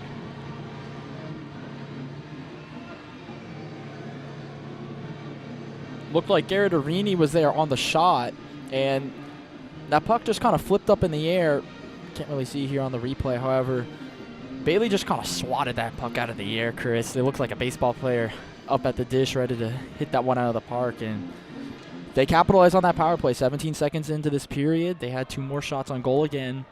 They are starting to pester this Kentucky defense, not only with their shot selections, they're starting to get a lot better, but they're also starting to get Kentucky a little worn out. And when we talked to their coach pregame, they said they got here at 12 o'clock. And it's a 7-hour drive from Lexington, so these players have been up since 5. Don't know if they took any naps, but it's been a long day for these guys. Well, I did hear they got a brief nap, but it's tough sometimes to get off the bus, get your legs back and then play a hockey game the next day, as a shot from Cox is swallowed up by the glove of Allen. NC State, good pressure here in the first minute or so of this second period. Like that shot selection from Cade Cox, even though it did just go right into the chest of Riley Allen. He's got that slot, and that puck just kind of took a bounce right to him. Good things happen when you're right in front of the net and you put it on the net. You never know. Bailey to take this draw for NC State. They're gonna, not sure what it was. They're gonna read that soon. They're gonna reset the clock. It was one thing I noticed after the stoppage is the clock ran at least 15 or 16 seconds off while they were announcing the goal over the intercom. So I think they're going to add some time here. It says 19:07 right now. It's probably going to be in the 19:25 range. If I had, they'll only add 8 seconds, so 19:15 left in the second period now. Again, it'll be Bailey on the draw for NC State. Puck squirts loose. Kentucky going to be the first to it. Here comes Gabe D'Amico, 2-on-1. Takes the shot himself, and it's snagged by the glove of Eric Daniel. He'll hold on for a face-off. We talked about Daniel, didn't see nearly as many shots as Allen in the first period, but he's seen some high-quality ones. That was another. Yeah, that was a high-quality save, though, there from Eric Daniel, too. Good job flashing that leather. Look at the breakaway, though, from Kentucky. Good numbers, but again, they can't get all 5 guys up. You got to take that shot, though, on that chance, but they were hoping for a rebound there, and Daniel said no. Kentucky able to hold the zone off the draw. Cade Cox looking to clear the zone. Bouncing puck. Kept in at the blue line. Here's D'Amico for Kentucky. Looking through the middle. Missed his initial target, and then the shot fanned on by the backstop, Jack Knoll. Kentucky, this is really, we talked about how they hadn't really had much sustained offensive zone pressure on 5-on-5. It didn't really come on the power play. This has been their best forecheck here so far in this one. State still struggling to get it out as Irani's breakout pass is directed back behind the net. Ricky Frosch looking long, up to the red line. He finds Philip Bailey, and he's dispossessed. Loose puck in the neutral zone. Thrown behind Cortapella. He's able to get back to it, moves it in. Dropped back towards Cortapella, and Cox is there to steal it away. NC State has some time to regroup as Kentucky goes off for a change. Bailey knocked into the boards. He'll be okay. Play continues. NC State trying to get a change. So this is a tough period to get the change off. It's a little bit longer. Bailey absorbs a hit. NC State with the loose puck, and now we've got a whistle.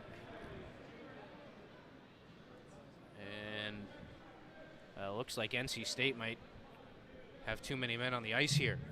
It was the linesman, I believe, who blew the whistle. He's allowed to do that for this specific scenario, and that's exactly what it'll be. NC State called for too many men on the ice and a power play for Kentucky when they really need it, and when they've had some momentum, Nick. Yeah, that's really big. Philip Bailey will serve that penalty. They've had a good momentum ever since that last goal, like we mentioned, that big breakaway. How about Rakitic on that last chance for Kentucky? Able to keep it in. They got a couple more chances off of it. Good chance here right in the slot. Oh, Daniel didn't know where it was. Went up over the net and into the glass. They'll fight for it in that far corner. Wildcats trying to get that power play set up. Swept behind. Colin Holtz there. Sent back up the wall. Bouncing puck, hops the stick of Knoll. He's able to retrieve it in the zone and get it deep again.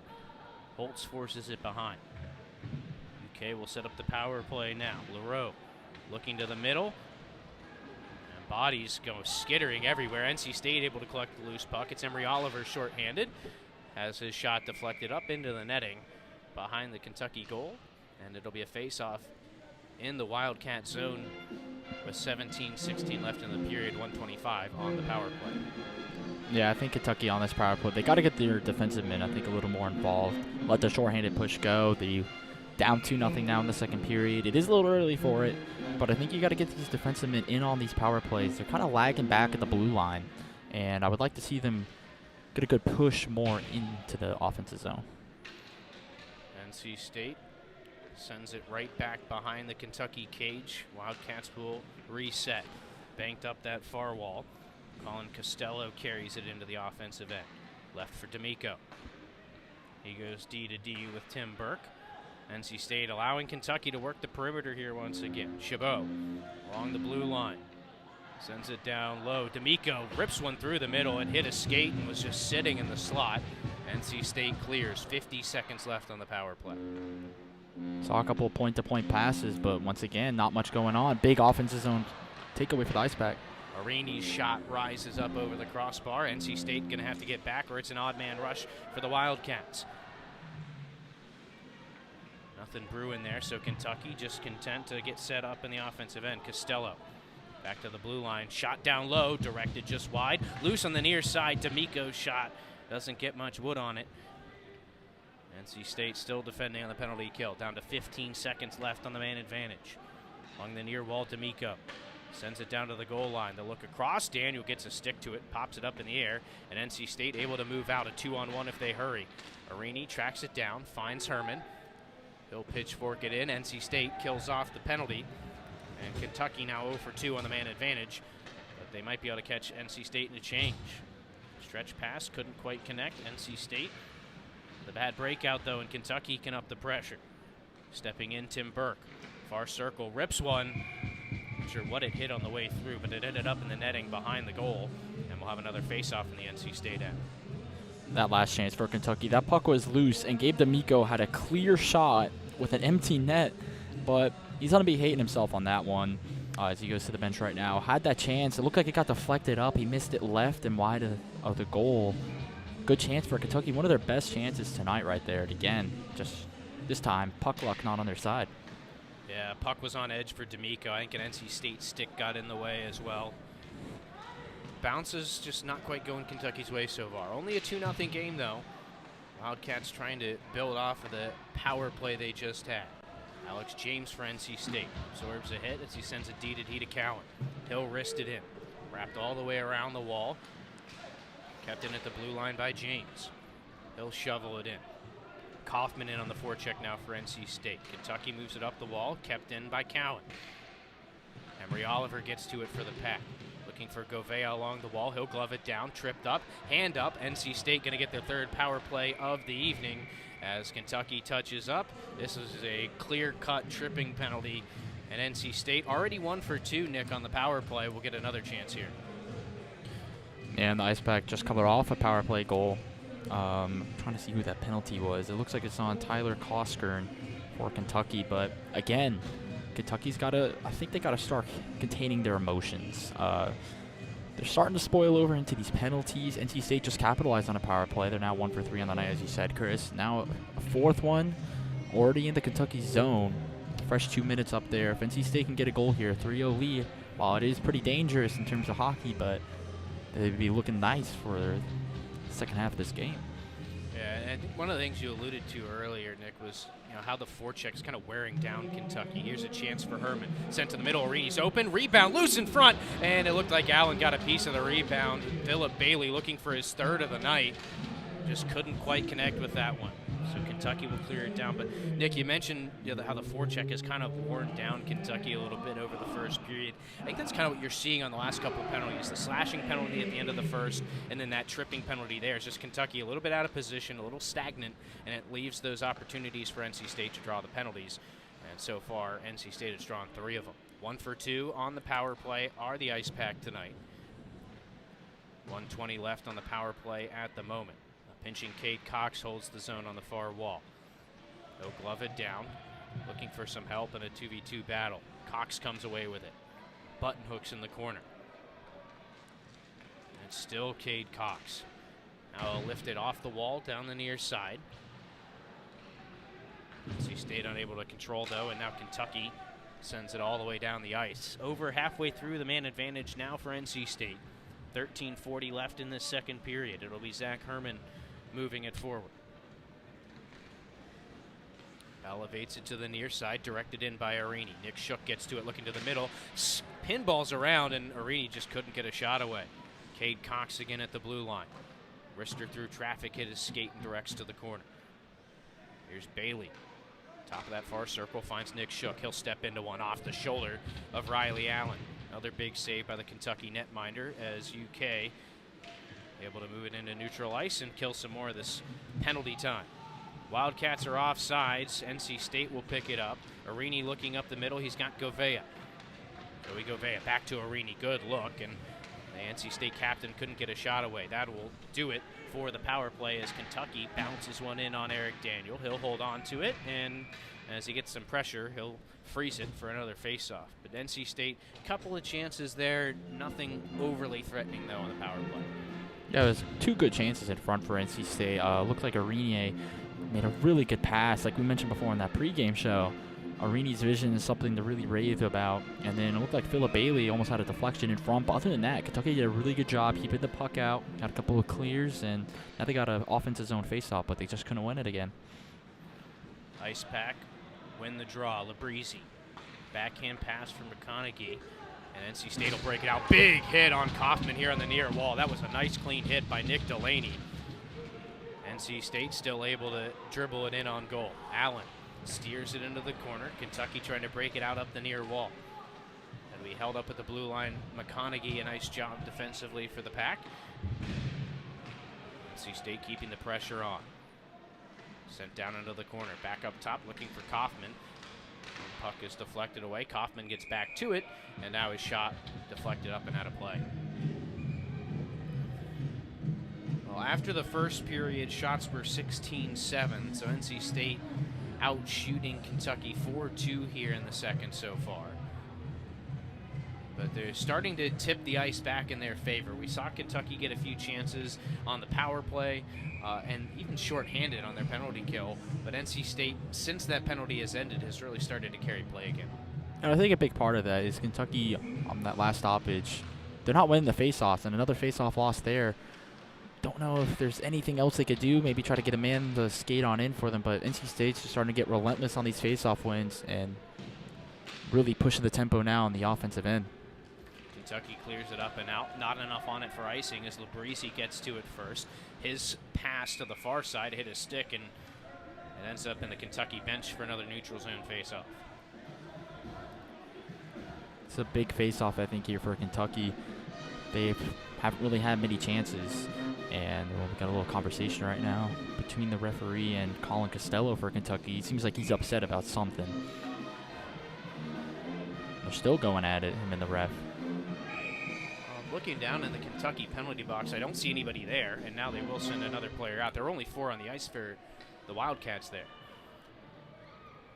Gabe Rodriguez jumps over the boards. He'll join the Wildcat lineup out there. They battle for it along the near wall in front of the Kentucky bench. 4-man scrum. NC State comes away with it. Knocked back to Cowan. D with James. He'll return the favor. Back across, that's Thronson. Taken off the wall by Nick Shook. He'll step into one on the top of the far circle. That shot's blocked.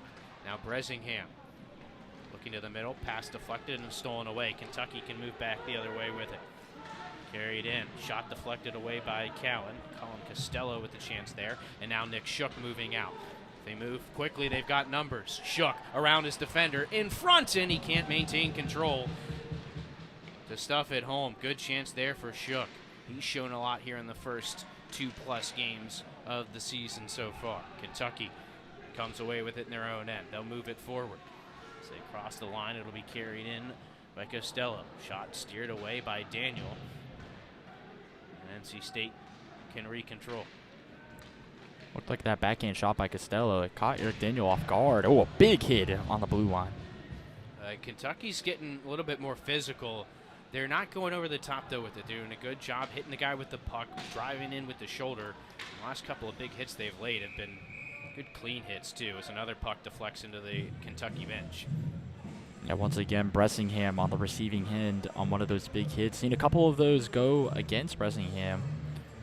Seems like Kentucky is pointing him out. We did say before he did throw a punch in that first period. Did not get detected by any of the refs. It didn't make contact, but I think Kentucky's...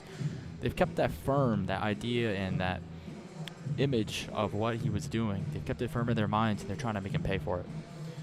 10:34 to go in the second period. Face off at center ice. Scott Daniel wins it for NC State. Ricky Frosch will lift it back up to the red line before Kentucky returns it to the NC State end.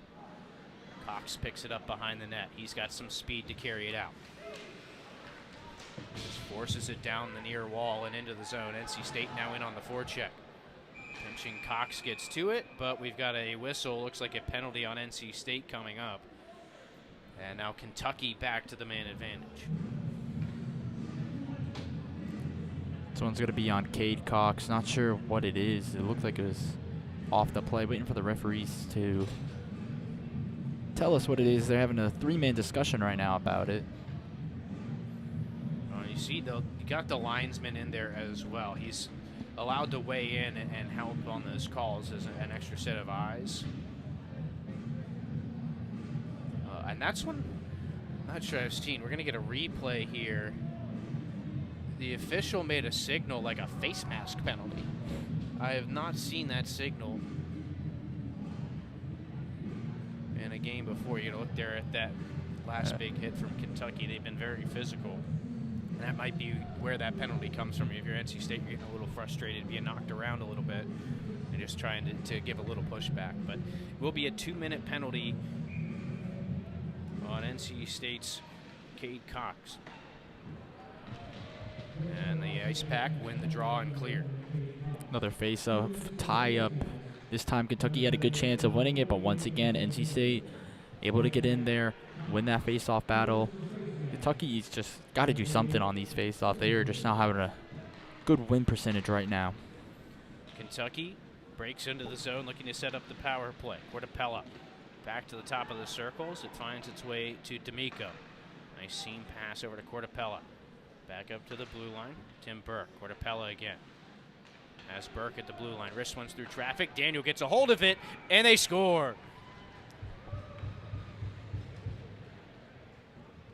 Well, oh no, hold on. It looks like Kentucky's bench jumped up. They thought it went in. But Daniel able to hold on. It looked like it had squeaked through his legs. It was the reaction of the Kentucky bench that fooled me there. Daniel able to keep it out of the net. I think it's our angle, too. I thought that puck clearly went behind Eric Daniel, and some of the Kentucky players on the ice also celebrated. So it'll stay 2-0 NC State. Little over a minute left on the power play is D'Amico from the top of the near circle. Sends it across. Daniel slides over to make the save, and he whips out the pad for a second one. Eric Daniel with a couple of nice saves. High slot chance coming. It squeaks through Daniel this time, and it's in the back of the net. Gabe D'Amico picks up the goal and cuts the NC State lead in half just 59 seconds into the power play. We'll get another look at this one here. Tough save for Daniel. You got to go from that far post out in front to deal with the one-timer. And he might wish he had squeezed a little harder, but it's not an easy save to make. No, and he made some really good saves a couple seconds right before that, but he saved about 99% of that shot, and the glove just couldn't squeeze hard enough. And that 1% is the one that got behind him, and it's the reason why this lead has been cut in half for the Ice Pack, 2-1 now, with 9:13 left here in the second period. How about Kentucky, though, in the shot category, Chris? They've caught up. They trail the shots by 6, and they've had a lot of high-quality shots this period. Well, they've had the last 5, too. Last time we talked about it, NC State was out shooting Kentucky 20-9. The Ice Pack going to need an answer here because Kentucky starting to get a little extra jump in the legs. Cleared in, and icing is the call on Kentucky. So the face-off will head all the way back to Riley Allen. We'll get another look at some of this physical play from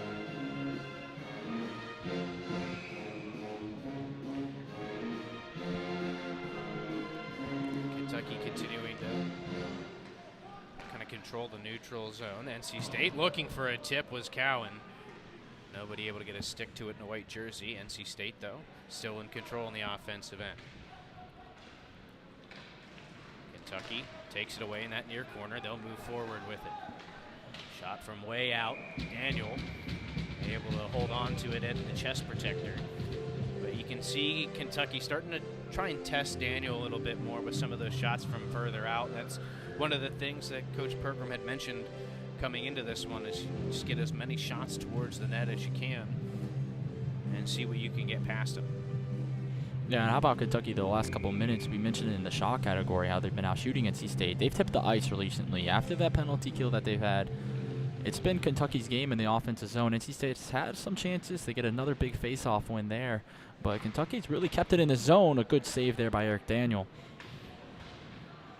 NC State back on their heels a little bit here. Kaufman trying to clear the zone. Steps away from a hit but can't keep the puck. Wildcats hold the zone. Along the near wall, Cortapella made that pass to D'Amico to set up that opening goal for Kentucky. Again, NC State trying to clear and can't. One-time shot. Daniel gets a chest to it. Rebound still loose over on the far side. Now behind the net, Kentucky in control. At the blue line, it's Burke. Sends it around the wall, past a teammate in Chabot. Wildcats in the far corner have it taken away. Loose puck picked up by Kaufman. Holden Kaufman, 3-on-2, moving in quickly off the skate of Oliver. NC State still in control. It's Govea. as it poked off his stick. Loose puck picked up, though, by the Ice Pack. Centering pass intended for Kaufman is stolen away, and Kentucky moves it out into neutral ice. Good pinch there from Cade Cox to slow things up. Still fighting for it, and Cox will send it back into the Kentucky end. Burke, the defenseman for the Wildcats, goes D to D. Kentucky lifts it out of their own end. Cox ridden off the puck. NC State having to come back for it. It's Nick Shook. Finds Cox, trying to step away from a hit. You're starting to see that physicality from Kentucky infect NC State. They're trying to stay away from the hits a little bit more, and they've lost the puck a couple of times last minute as a result. Here's an odd man rush for Kentucky again. Down the near side, shot coming, and it's kicked away with authority by Eric Daniel. Good chance there for Mark LaRue. Another chance here for Kentucky. Shot sent wide of that far post. Kentucky continuing with the pressure. LaRue moves it back up for Kentucky to the blue line. Wrist shot through traffic right into the breadbasket of Eric Daniel, and they'll hold on to it. Get another face-off in the NC State zone as a couple players going at it in the near corner. Can't really see who it is, but if you're Coach Healy right now for the Ice Pack, you cannot be happy with that last 2-on-1 chance Kentucky had right in the middle of a line switch. And it looks like we got a penalty coming up. And Tim Burke giving a little slaps of the stick on the ground right in front of Labrizzi, and it'll be Labrizzi in the box right now. Don't see any Kentucky player going in right now. I think this is going to be post-play, but look at this 2-on-1. Just NC State in the middle of the line change didn't really know Kentucky had the puck. Very fortunate that Kentucky didn't make that cross-ice pass, or it didn't get underneath Eric Daniels' right arm. Well, I think NC State right now is a little bit upset that there weren't matching minors. I did not see what happened down in the corner, but it's going to be Nick Labrizzi for NC State in the penalty box for 2 minutes. I think it's one of those instigator penalties. Labrizzi might have done something. It looked like someone threw a hand at someone. That might have been Labrizzi. So maybe the referee's trying to get control of this game. Good cross pass. NC State, again, having to defend a penalty. Kentucky had a successful power play last time, but here's Arini, steals the centering pass. He's got some speed through the neutral zone and has the puck knocked off his stick. He'll get back to it in that far corner, trying to waste some time. About 30 seconds gone on the man advantage as the Wildcat power play will reset. Moved up the far side. Kentucky carries it in. Ricky Frosch defending. Moving around with it, LaRue. It has gotten very quiet here in Invisalign Arena. I think NC State fans getting a little bit nervous with the way this game is trending right now. Brett Quinn hands it off for LaRue on the near side. Arini swatting at the puck. Again, Quinn back to the blue line. Shot coming through traffic. Daniels got it. He'll hold on. And another face-off coming. A couple words said after that shot. Referees quickly got in the way, but good chance there by Kentucky. They got a couple bodies in front. Something we haven't really seen them do. Go to that point shot. We'll take a look on the replay. This is back earlier in the game. How about that, Kentucky? They won the face-off, and then here's that push once again. NC State unable to win the draw and clear. Kentucky gets set up once again, passing the skates over on the goal line. Loose puck picked up by the Wildcats again. Quinn looking cross ice off the stick of James. D'Amico settles it down. Playing catch with Quinn. NC State again doing a good job keeping things to the exterior for the most part here. LaRue, though, finds some space. Throws one through traffic. It deflects over to D'Amico. He finds Quinn, who rips one just wide of the near post. Couple of chances there for Kentucky. Back to Quinn. Back down for D'Amico. Looks to the middle. One-timer sent just wide of the net. Another good chance. That time it was Costello. And NC State able to clear with 10 seconds left on the power play for the Wildcats. But Kentucky, again, talked about the shot totals. They've had the last 12 shots. They're actually out shooting NC State right now, 21-20. And despite the power play ending, this Wildcat team continuing to put the pressure on as they'll have another offensive zone face-up. Well, Kentucky had two beautiful chances, especially that one right in front of the net. Can't remember who shot it. Maybe we'll see on the replay here. But how about Kentucky being able to get right in front of the net? just missing wide, but like we said before, those chances for Kentucky, they've been a lot better than NC State. They haven't had as many, but this second period, I think, has definitely gone Kentucky's way. They're playing the brand of hockey that they want to play. They want to play physical. They want to set up chances right in front of the net. And I think the key thing, though, is they've done a good job at drawing penalties this period. I think the Ice Pack have let their emotions boil over a little bit. They've gotten pushed around, and because of that, we see 2 big penalties for NC State, and Kentucky has really just not let the throttle back at all ever since those 2 power plays. 4:30 left in this second period.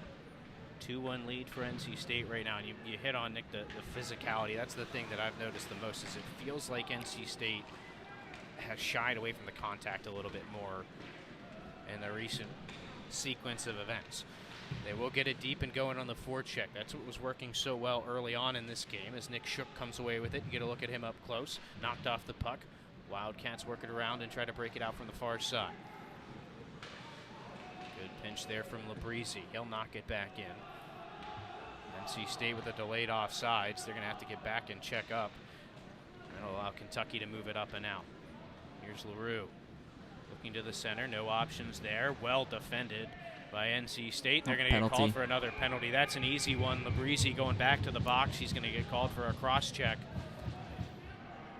And again, I think it goes back to the physicality. I think Kentucky, as you mentioned, has pushed NC State around a little bit more this period. NC State's trying to respond and hasn't worked out so far. Labrizzi, 2 minutes for a cross check, and now we got a player being ejected for Kentucky. I don't know what was said. I believe it's Parker Rice who was getting back on the bench. It is. It's an unsportsmanlike conduct on Parker Rice. A roughing penalty on Labrizzi.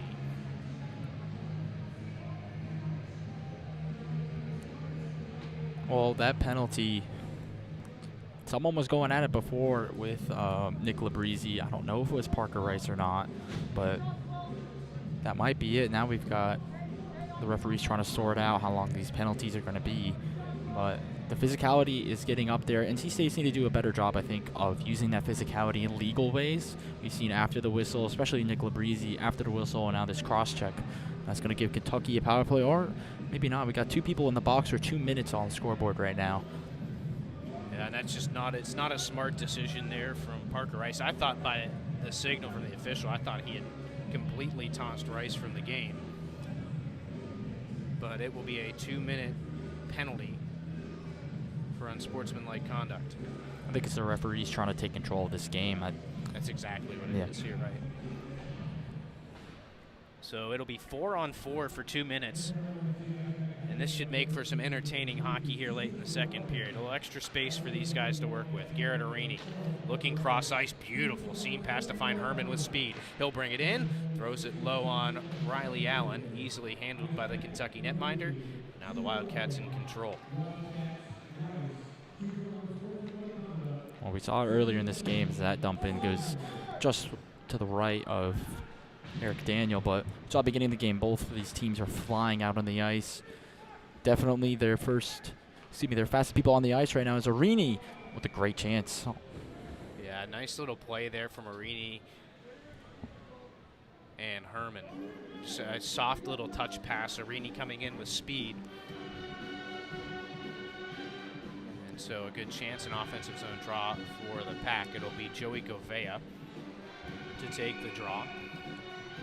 Now, I don't know exactly when. We mentioned NC State had 20 shots. They only have 2 since then, and those 2 have come on this 4-on-4. Kentucky has really shifted the ice this game, this period, and they're going to try to break something out in this 4-on-4 with speed once again.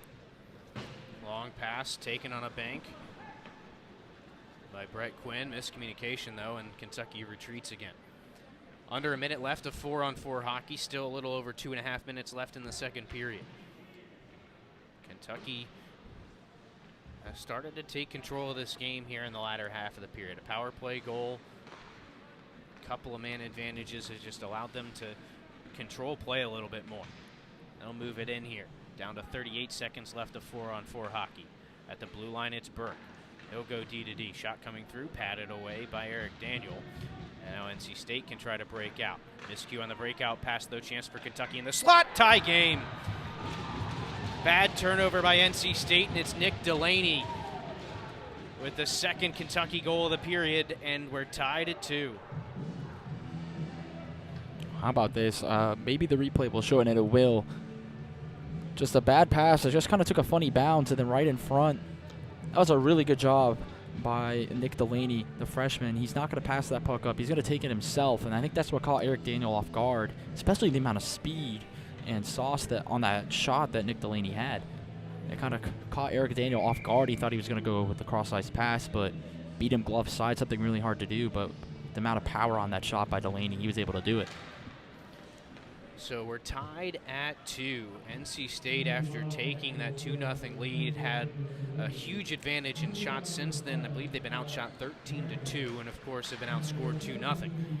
See if they can turn things around here in the final minutes of the second as Kentucky is offside. Mark LaRue touches, and face-off will come back to neutral ice. Well, final 149. I think NC State just wants to make it out of the period tied at 2. This has definitely not been their best period, especially of the season. However, they got one more period to go. They definitely got to switch some things up, and I think the difference in this period was the physicality, like we mentioned all period. NC State, they matched Liberty's physicality a little bit last week, a D1 team, but this week, as players come out of the box now, they just haven't been there in a big icing call. The other offensive zone face-off for Kentucky in the last 94 seconds. So this puck comes back to the NC State end. As you mentioned, Nick, back to 5-on-5 hockey. 1:34 to go in the period. You got to look at that last icing call. But this NC State team certainly going to have some hard conversations in the locker room to turn things around. It's got to get through the last minute and a half here of the second period. Kentucky has in the offensive zone, pinned to the near wall. NC State clearance held in. Swatted back around the boards by Colin Holtz. Fight for it in that far corner now. Bouncing puck. NC State able to settle it down. It'll be moved out by Aiden Brenner. He's dispossessed and neutralized. Loose puck picked up, though, by NC State. It's Scott Daniel looking to the middle. Can't connect with Brenner. And now Kentucky shoots it up into neutral ice. Alex James has it for NC State. Here, Wade Minter announced to the crowd, less than a minute left in the second period. It's been an entertaining one so far. NC State jumped out to a 2-0 lead with a goal in the first period, and then another one in the second, both from Philip Bailey. But since then, Kentucky has dictated most of the play and been able to even up the score. An offensive zone faceoff, though, coming up for NC State here. 43.5 seconds to go in the period. As we saw last week at Liberty, you got to make sure you finish to the end of the period. State gave up a goal with about 10 seconds left in the first. I'd like to reverse the script here today if possible, but it's going to be an odd man rush for Kentucky. High slot shot coming, save made by Daniel. Bouncing puck, loose in the slot still. Turnaround shot coming. That one whistles high and wide off the stick of Nick Delaney, who scored the last one. Now the puck pinned behind the goal. Wildcats able to pick it out.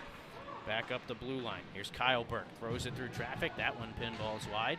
Wildcats still in control with 15 seconds left in the period. NC State can't get to the puck to clear. Kentucky with a huge advantage, but it's the captain, Garrett Arini, stealing it away, but he can't clear. One more chance here for Kentucky if they hurry. Down to 4 seconds left in the period. Pass to the middle. Went through a whole slew of skates, and now NC State clears it all the way down to finish off period number 2. We've got a hockey game here in Invisalign Arena. NC State saw a 2-0 lead evaporate, and Kentucky has had a lot to do with that. Yeah, and I think Nick Delaney, especially that last play, he's shown that kind of summarizes this period. Nick Delaney, that last time, he did a fantastic job just pestering, able to get those good chances, 2 or 3 good chances right in front of the net. It's been that kind of period for the Ice Pack. Only put up 6 shots this period. Kentucky, with the onslaught of shots, they're now up in the shots by 2 and have tied the game at 2. So NC State going to have to make some adjustments for period number 3. It's a tie game after 40 minutes, 2-2 between NC State and Kentucky. From the top of D.H. Hill Library. Don Diablo. Oh yeah, this is actually like in my studio. WKNC HD3 Raleigh. Hey, what's up and what's going on, folks? This is Kid Kinetic, your boy, up here at the top of the hour. And guess what I got? A treat that's too sweet to beat. This is Wolf Bites Radio. Oh, that's really sweet. NC State. Locally owned and operated by an NC State graduate, the Red and White Shop is your source for all things NC State. Just off campus in the Ridgewood Shopping Center at 3526 Wade Avenue, the Red and White Shop has everything the NC State fan needs. Sporting goods and memorabilia, your favorite NC State team apparel, tailgating essentials, ice pack gear. A proud sponsor of the NC State hockey team, a percentage of all ice pack sales go back to the team. Stop by today or visit us online. The Red and White Shop.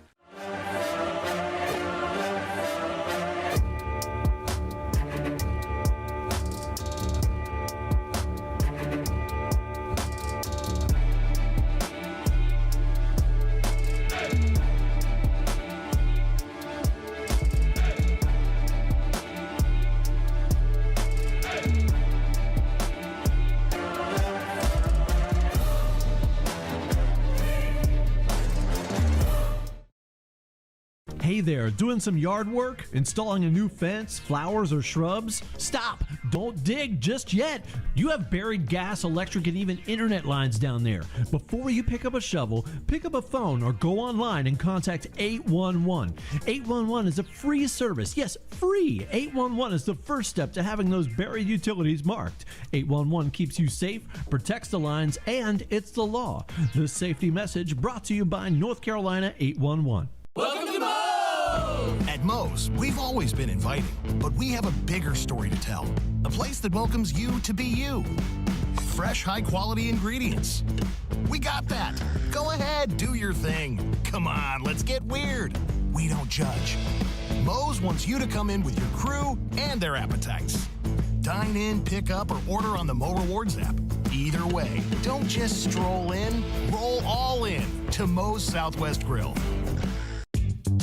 I'm with 2018 lacrosse national champion Christian Gaudy for the FDA's Don't Get Burned Sunscreen Challenge.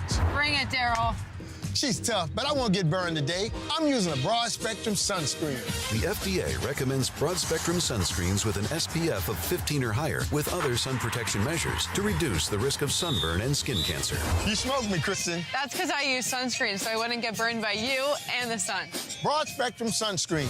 It's a winning play every time. From the top of D.H. Hill Library. Don Diablo. Oh yeah, this is actually like in my studio. WKNC HD3 Raleigh. Hey, what's up and what's going on, folks? This is Kid Kinetic, your boy, up here at the top of the hour. And guess what I got? A treat that's too sweet to beat. This is Wolf Bites Radio. Oh, that's really sweet. NC State. Locally owned and operated by an NC State graduate, the Red and White Shop is your source for all things NC State. Just off campus in the Ridgewood Shopping Center at 3526 Wade Avenue, the Red and White Shop has everything the NC State fan needs. Sporting goods and memorabilia, your favorite NC State team apparel, tailgating essentials, ice pack gear. A proud sponsor of the NC State hockey team, a percentage of all ice pack sales go back to the team. Stop by today or visit us online. The Red and White Shop.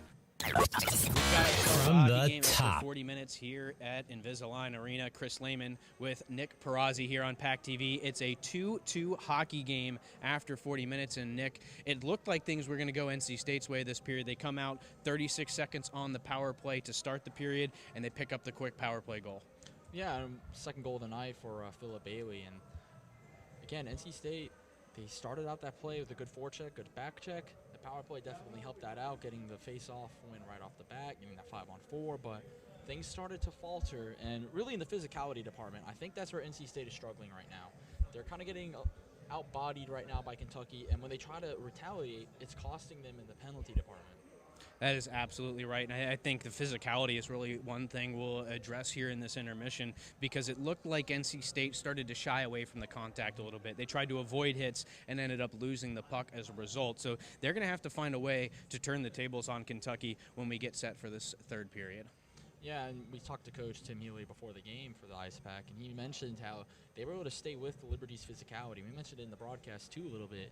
We're not seeing that here. Kentucky's being definitely the more physical team, and NC State's having a really hard time of contributing back to it. And when they do, mainly Nick Labrizzi, he's picking up penalties for it. And he seems like the only one, though, trying to get back at that physicality. I think NC State, they got to look at themselves. They got to say, look, we got to play tough the rest of the game. We blew the 2-0 lead. There's 20 minutes left of hockey. It's a new game, and it's time to put your foot down, play your brand of hockey, and try to come out with a win. Well, it's a 2-2 game right now, and that's maybe a little bit high to call it a goalie duel, but we do have a couple of good goaltenders who are keeping their teams in the games right now, in Riley Allen and Eric Daniel. And we've got the goaltending coach, Alex Rossetto of NC State, to talk with us after the break. It's 2-2 NC State and Kentucky after 2 periods. Welcome to Moe's! At Moe's, we've always been inviting, but we have a bigger story to tell. A place that welcomes you to be you. Fresh, high-quality ingredients. We got that. Go ahead, do your thing. Come on, let's get weird. We don't judge. Moe's wants you to come in with your crew and their appetites. Dine in, pick up, or order on the Mo Rewards app. Either way, don't just stroll in, roll all in to Moe's Southwest Grill. Life is for learning, from baby steps to big ideas. We plan, try, fail, and do better next time. Each day is a new experiment, a fresh chance to seek answers, connection, purpose. The mind is not a vessel to be filled. It's rocket fuel. And when you start at NC State University, you can't be stopped. The lessons learned here don't end with graduation. A great university goes far beyond campus. It allows you to see the big picture. A great university gives you tools, community, partnership, a launch pad. You don't just go to NC State University. You take us with you. We talk forever about the future. Worry about it, or wish it closer. We try to glimpse the places we'll go, from ocean depths to the far side of the moon. At NC State University, the future is a thing you make, with bright ideas, new tools, and a wolf pack behind you. Tell us where you're headed. We'll help you get there. NC State. Think and do. And we're back. I'm here with Coach Rossetto. Coach, what are some areas of improvement that you've noticed from the sidelines that you really think the team needs to capitalize in on to win this game out? You know, I think we just got to kind of come back out and just be a little bit more resilient and, you know, capitalize on some of our toughness, right? I mean, last week we played a D1 team. They were a little bit bigger, stronger, faster, and, you know, we were resilient there, right? So I think we just got to show that resilience and come forward here with some energy in this third period. All right, this team's been a really physical team. You know, there's been a lot of penalties and things like that. What are things that you think the team as a whole really needs to focus on penalty-wise? Yeah, I think we got to be a little more disciplined, right? So that's pretty obvious, right? So, I mean, for a period there, we were up on shots. We let them back in. We took some undisciplined penalties. I think that's got to be one of our keys here, right? Kind of regroup, get that discipline back in, and force them to take some stupid penalties, right? And hopefully we can capitalize on those. All right. Thank you. I'm Delaney Kearns. You're watching Ice Pack Hockey on PackTV. We'll be right back. Thanks. Welcome to Moe's! At Moe's, we've always been inviting, but we have a bigger story to tell. A place that welcomes you to be you. Fresh, high-quality ingredients. We got that. Go ahead, do your thing. Come on, let's get weird. We don't judge. Moe's wants you to come in with your crew and their appetites. Dine in, pick up, or order on the Mo Rewards app. Either way, don't just stroll in, roll all in to Moe's Southwest Grill. Life is for learning, from baby steps to big ideas. We plan, try, fail, and do better next time.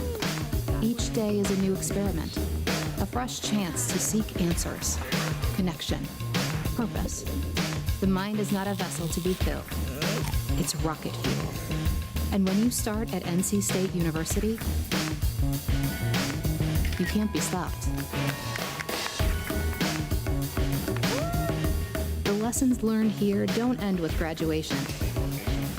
A great university goes far beyond campus. It allows you to see the big picture. A great university gives you tools, community, partnership, a launch pad. You don't just go to NC State University. You take us with you. We talk forever about the future. Worry about it, or wish it closer. We try to glimpse the places we'll go, from ocean depths to the far side of the moon. At NC State University, the future is a thing you make, with bright ideas, new tools, and a wolf pack behind you. Tell us where you're headed. We'll help you get there. NC State. Think and do. Chris Lehman, Nick Perazzi back with you here at Invisalign Arena. It's a 2-2 hockey game between NC State and Kentucky after 40 minutes, and it's been a heck of a hockey game so far. NC State comes out with the early goal in the second period to double their lead to 2-0, but then it was Kentucky controlling the pace of play, maybe getting under NC State's skin a little bit, and then finding a way to even up the score. Yeah, Kentucky right now, like we said before, we keep preaching it. They're the physical team right now. In that interview, we did see NC State kind of need to just simmer down. We talked to Coach Healy a little bit, actually, in between commercial break, and he said they need to hold accountability right now in their players, and it kind of shows right now. We've seen a couple of bad penalties being taken. We saw a repeat penalty of a repeat offender be taken, so NC State definitely needs to focus a lot more on holding those players accountable, being smart with your penalties and your decision-making right now. Yeah, I think the big message there, if you're NC State, is you want to get back to your game. You want to make sure you're taking care of your responsibilities. That was really the message from Coach Hill. He said that when you come back into this locker room after another 20 minutes of hockey, are you going to be able to look your teammates in the eye and say, I did what I was supposed to do to the best of my abilities? And I think that's what NC State is going to have to focus on, because we saw it early on in that game, first 10 or so minutes when they established that forecheck and really kind of suffocated the breakout for Kentucky. They had all the control. They were able to get the majority of the shots, the majority of the possession, and it really looked like they were going to control that game. And I talked with the goalie coach Alex Rossetto a little bit before he came on, and he mentioned they felt like after that first goal in the second period to go up 2-0, it felt like they were going to cruise. So they kind of took their foot off the gas, but Kentucky's not a team that's just going to go away quietly, and NC State found that out the hard way. Yeah, it's been a tale of two periods, really, for both teams. We saw NC State for the first, like you said, 10 minutes until about the 9-minute mark. It was their game. It was their game to play. They controlled all the pace. Kentucky fought back a little bit midway through that first, but towards the end of that first period and into the early parts of the second, we saw NC State. They took control of the game, but ever since then, Kentucky has just taken everything that they preach and live by as a hockey team, and they've done it to a T. They've had a lot more chances than NC State as well. This game very well could be a 4 or 5 goal game for Kentucky right now, but they're not finishing on those chances, which NC State needs to be fortunate and thankful for. But Kentucky is really red hot right now. NC State has to come out firing on all cylinders if they want to stay in this game. I think kind of the underlying theme for both of these teams that has led to the success in their respective periods really is execution. And I think that's what it's going to come down to in the third period. Who is able to establish themselves and then execute and put the puck in the back of the net. We're not too long from finding that out. We've got 20 minutes left in this one. When we come back, we'll be set for puck drop of the third period. 2-2, NC State and Kentucky here on PackTV. From the top of D.H. Hill Library. Don Diablo. Oh yeah, this is actually in my studio. WKNC HD3 Raleigh. Hey, what's up and what's going on, folks? This is Kid Kinetic, your boy, up here at the top of the hour. And guess what I got? A treat that's too sweet to beat. This is Wolf Bites Radio. Oh, that's really sweet. NC State.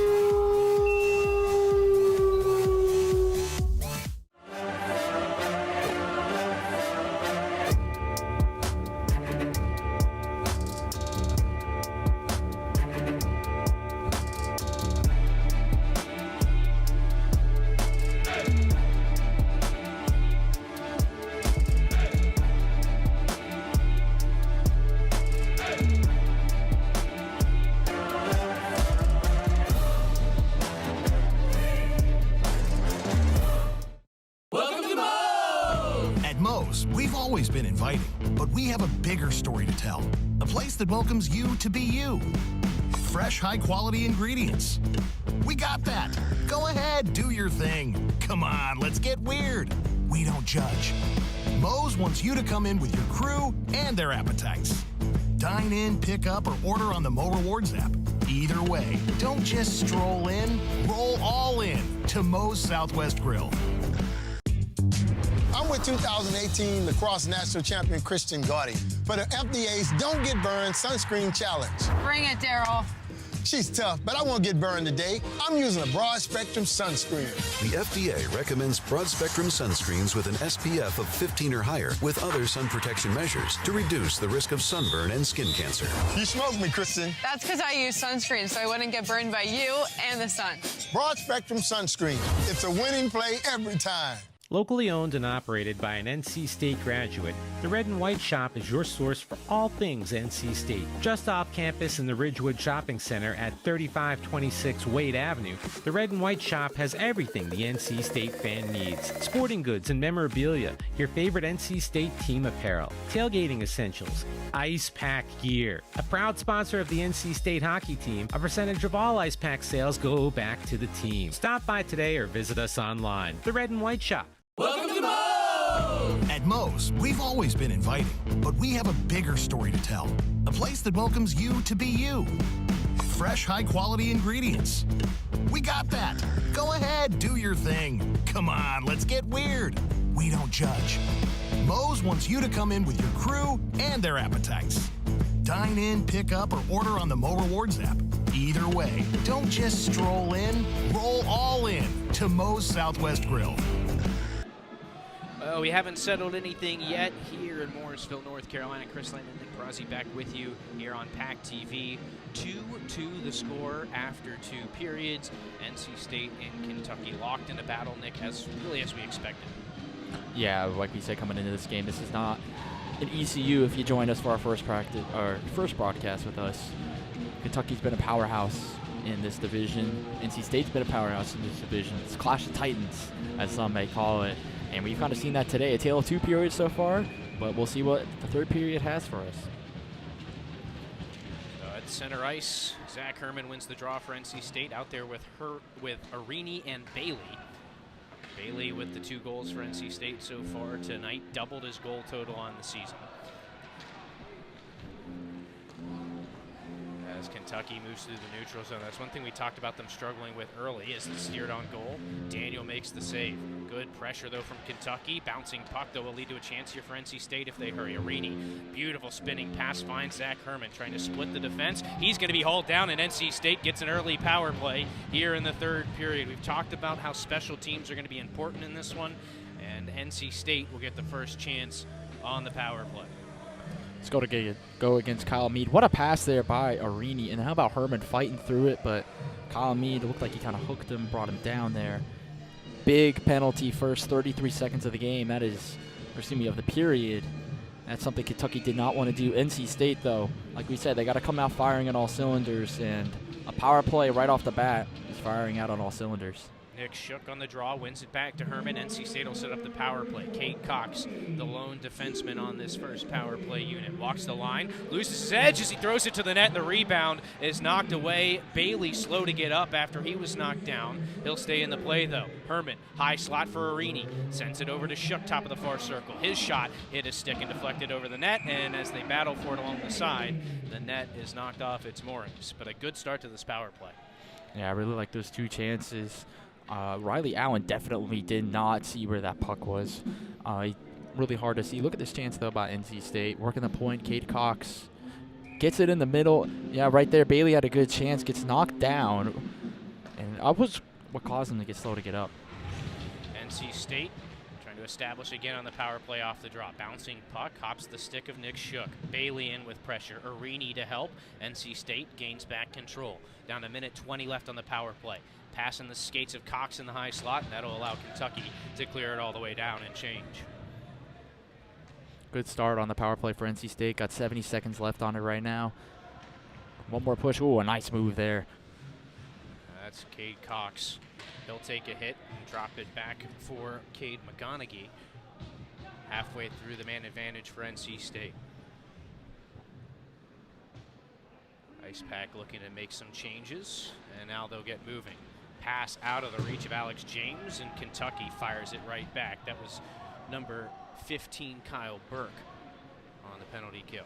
NC State moving it back up into the neutral zone. Kaufman trying to step around his man in camp.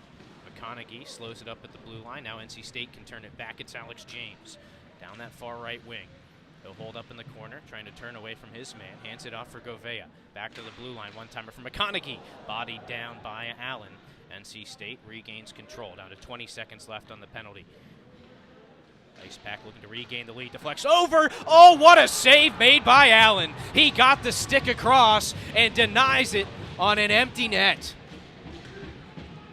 That was the chance there. I believe it was James. He just had some trouble settling it down. That's the best chance that didn't end up in the back of the net tonight. Power play over. Kentucky will move back forward. Stepping in, Daniel makes the save, and the whistle will blow with the puck loose. That referee down in the far corner lost sight of the puck. NC State maybe catches a little break there. But a golden opportunity for NC State here on the power play. Chris, I am in shock by that save that Riley Allen made. And look at this breakaway. A great sequence there for Kentucky. How about both goalies making good saves, but Riley Allen got stick on puck. That better be on SportsCenter Top 10 tonight, the way he made that one. Well, he keeps the game even, and now Kentucky has survived the initial penalty to start this period. Ice Pack, break it out quickly. Kaufman touches it into the zone. Govea after it. Beat to the puck, though, and Kentucky moves it back out. Here goes Cam Chabot. With speed down the near right wing. Leaves it off there for Portapella. His shot blocked. NC State trying to break it out, but that pass is dancing all over the place. Both teams having trouble controlling it neutralized. Finally, NC State settles it. Forward line needs a change, so they'll work with it back in the defensive end as they make that change. And stretch pass too long, icing the call.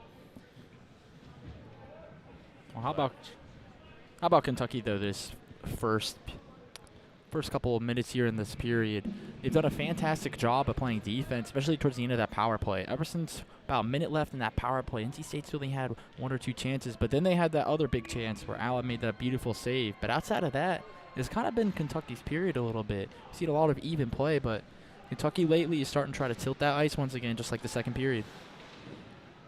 Slow wrister, easily handled by Daniel. He'll hold on for a face-off, but it's the hockey cliche is you need your goaltender a lot of times to be your best penalty killer, and that's exactly what Riley Allen was there. He made that save. He had a couple of saves he made through traffic as well that might not have looked quite as impressive, but he still had to find him and be in the right position to make the save. So doing a heck of a job for his team right now as NC State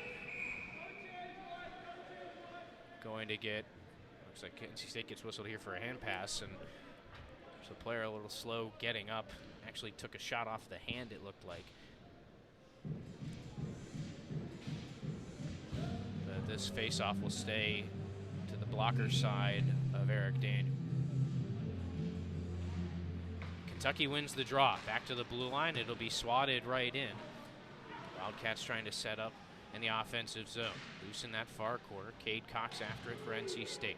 Becomes a four-man scrum for it. Puck squirts loose to the far wall. Taking a hit, Shook lifts the puck up and not quite out of the zone. NC State has to reset once more. D to D. Cox to James. He'll return the favor. Cade Cox. Bank pass. Missed Logan Todd with the pass. Kentucky pushes it back forward through the neutral zone. Chip and chase for Connor Underwood. Forces it behind the net. Centering pass stolen away by NC State. And now the Pack will slow things down a bit. Long pass into neutral ice. Shook got a touch to it but couldn't control. Now Kentucky trying to reverse directions. Both teams moving a little bit too fast right now. Alex James has some time and space. Closed off along that far wall. From his knees, stays with the puck, and eventually he's dispossessed. Had a couple of black jerseys over there. Nice job by the captain. Arini holds the zone. NC State needs a change, so not a lot of pressure here from the forecheck. That will allow Kentucky to move forward. Colin Costello tees one up and standing tall. Eric Daniel bodies it down. Couldn't control the rebound though, so play continues. Kentucky in control in that far corner. Costello Steers it back up to the point. One-timer. Not sure if Daniel got a piece of it, but it missed wide. NC State has some speed through the neutral zone. Herman chips it down in and chases after it. Leaves it in the corner for Arini. His slap pass is blocked down, and Kentucky can move back forward once again. High stick coming on NC State as McConaughey's stick got up into the face mask of Colin Costello. Kentucky still going after it. Now we'll get the whistle as NC State touches up, and a power play for Kentucky. So both teams with the man advantage opportunity here in this third period. Now here's another look at it. Easy call from our angle up here, was very easy to see. You just got to be careful with that stick lift sometimes. If you miss the stick, you're going straight up, and right up above the stick is the player's face. Got to give credit to Colin Costello too. Did a nice job selling that high stick. Didn't look on him, of course. We got face mask on the helmets of our players, so don't need to look for blood to see if it's a 2 or 4 minute penalty. But big power play for Kentucky with 14:39 to go. If they can capitalize off this, this entire game will be turned upside down. Kentucky will set up the power play. Up to the top of the umbrella. Holding it there, Underwood. Back down the near half wall. NC State again.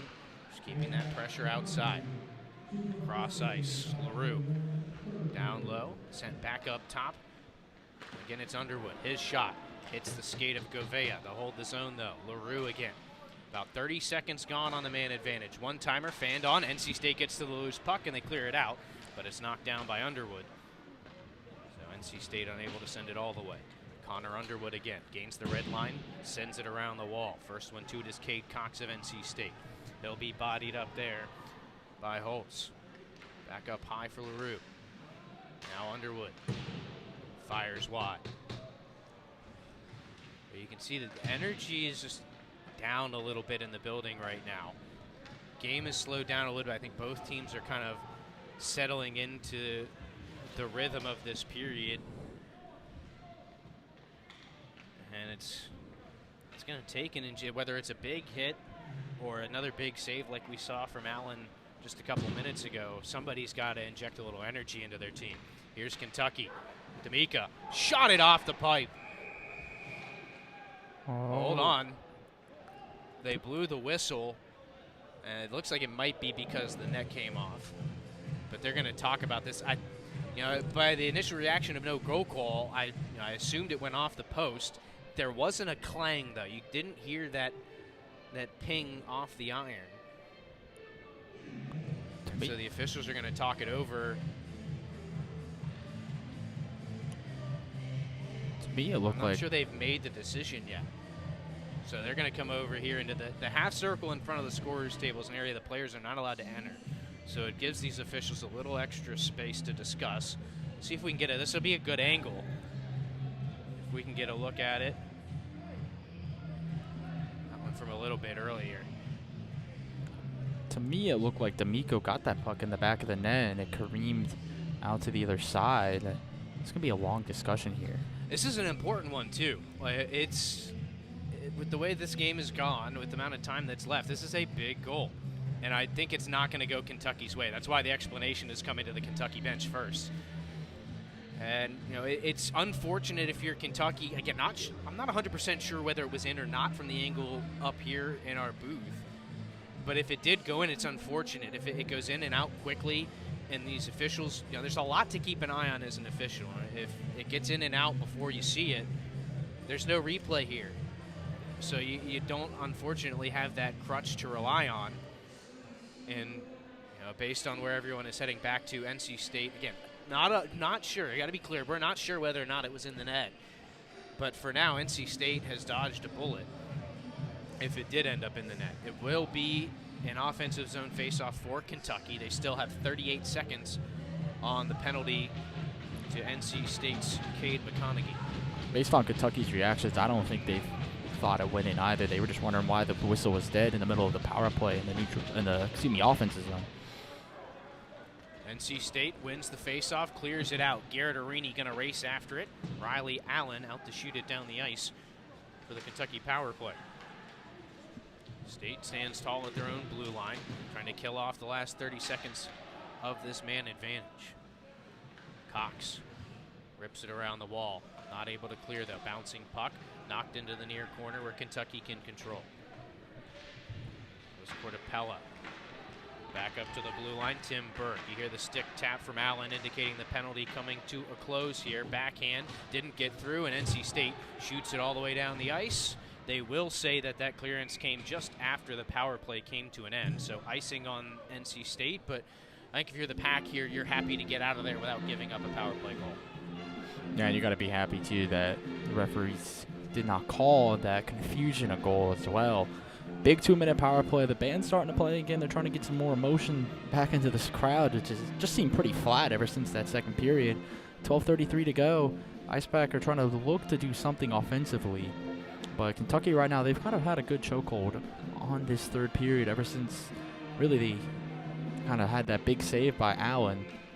It's definitely been their period so far, but no goals yet. We have a little stoppage here. 12:33 to go in this third period.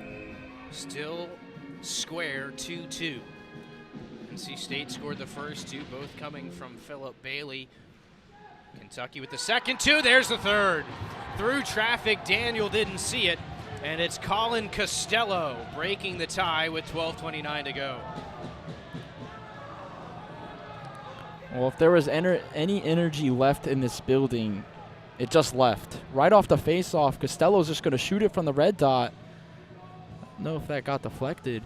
It looked like it actually did get deflected in, Chris. Can't really tell. At the angle I'm in, it is a little blocked, but like we were mentioning, Kentucky's kind of had a big control of this third period, and now up 3-2. They have silenced Invisalign Arena. NC State now with some work to do. 3 unanswered goals for Kentucky. And they've got their first lead of the game. Icepack in control in the neutral zone. Here comes Nick Shook. Trying to force his way to the net. Rebound loose in front. Squirts back to the top of the circle. James fires away with a slapper. That's high over the net.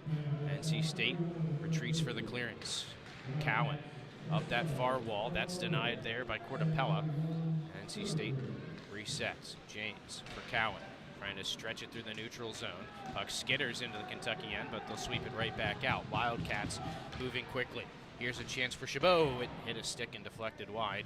Kentucky, you can see the extra jump they've got from that goal. If you're the Pack, you got to find a way to counter here in the next couple of minutes before Kentucky can really establish control over this third period. They're doing a great job. We talked about how NC State was making it hard on Kentucky to get through neutral ice, Nick, in that first period. It certainly seems to have flipped here in this third. Yeah, they've really dominated. Had a couple of big face-off wins as well. Another defensive turnover for NC State, and Kentucky's got another chance offensively. Icepack control.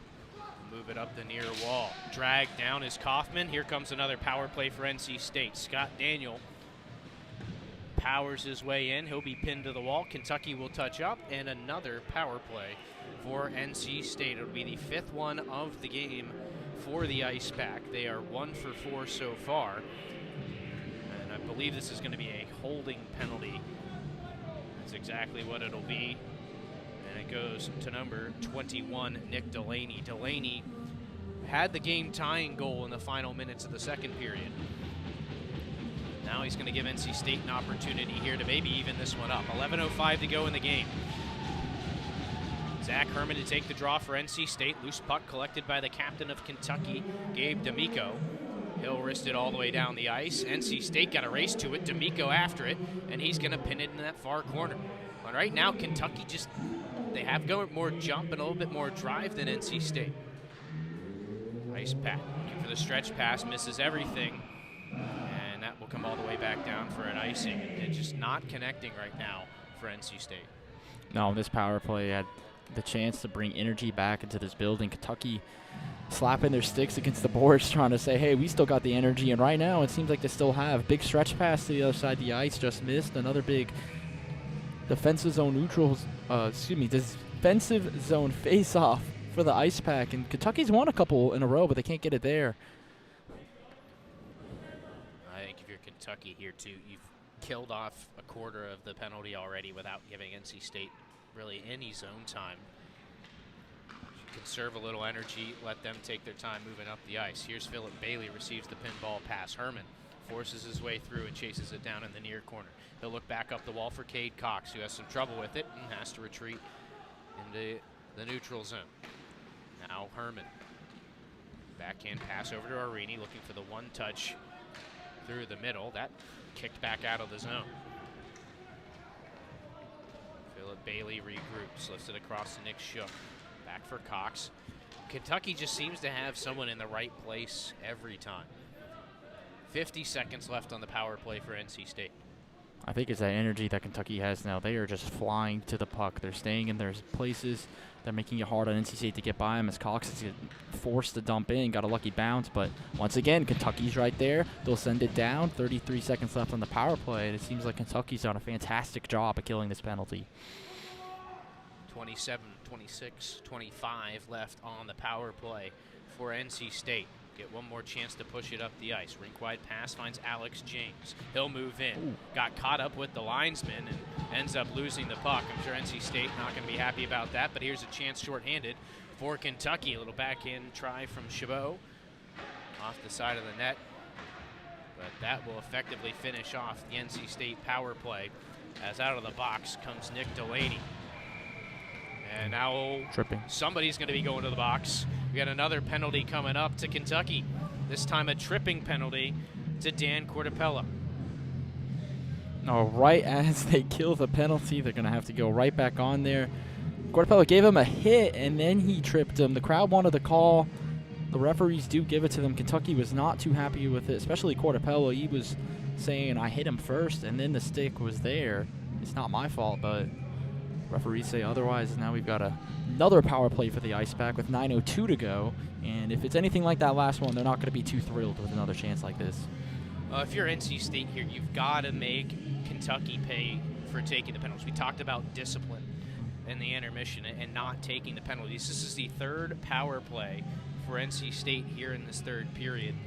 They scored one back in the first, but they're 0 for 3 since. And if you have 6 minutes worth of power play time in a period, you really want to find the back of the net. And on top of that, you look at how much time's left in the game and the fact that NC State trails by 1. This is the perfect opportunity to make something happen. Now, normally I would say there's a lot of time left, but allowing 3 goals in a row, it doesn't seem like there's a lot of time on your side. Govea cycling with it himself. Top for James, he'll return it. Govea fires away, hit a body on the way through. That was Kaufman. And it deflects wide, cleared up into the netting. And NC State will have another offensive zone draw here. Not a big fan of that last shot. Another really poor shot selection by the Ice Pack. And it's starting to get back over again. There was mistakes they made in that first period, and even though they were up 1-0 at the end of it, they're starting to make their way back here in the third.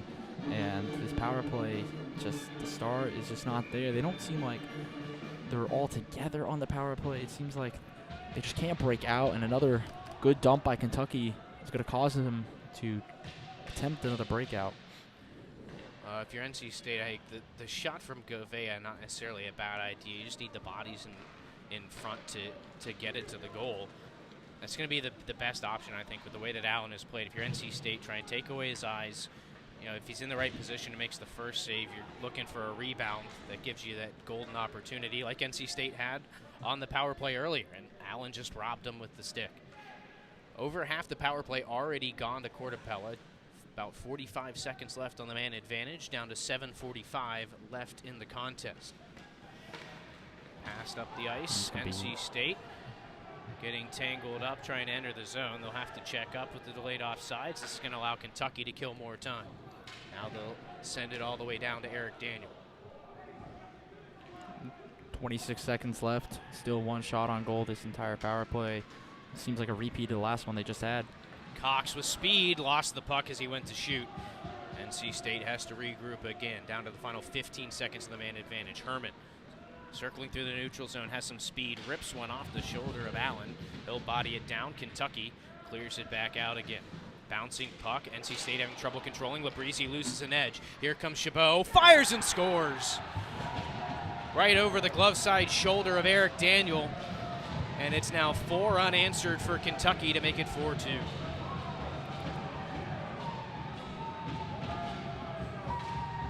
Well, if there was any energy left in this building, it has definitely been gone. Just a misplayed puck and then just losing his balance. That was Labrizzi, who's taken 2 penalties tonight.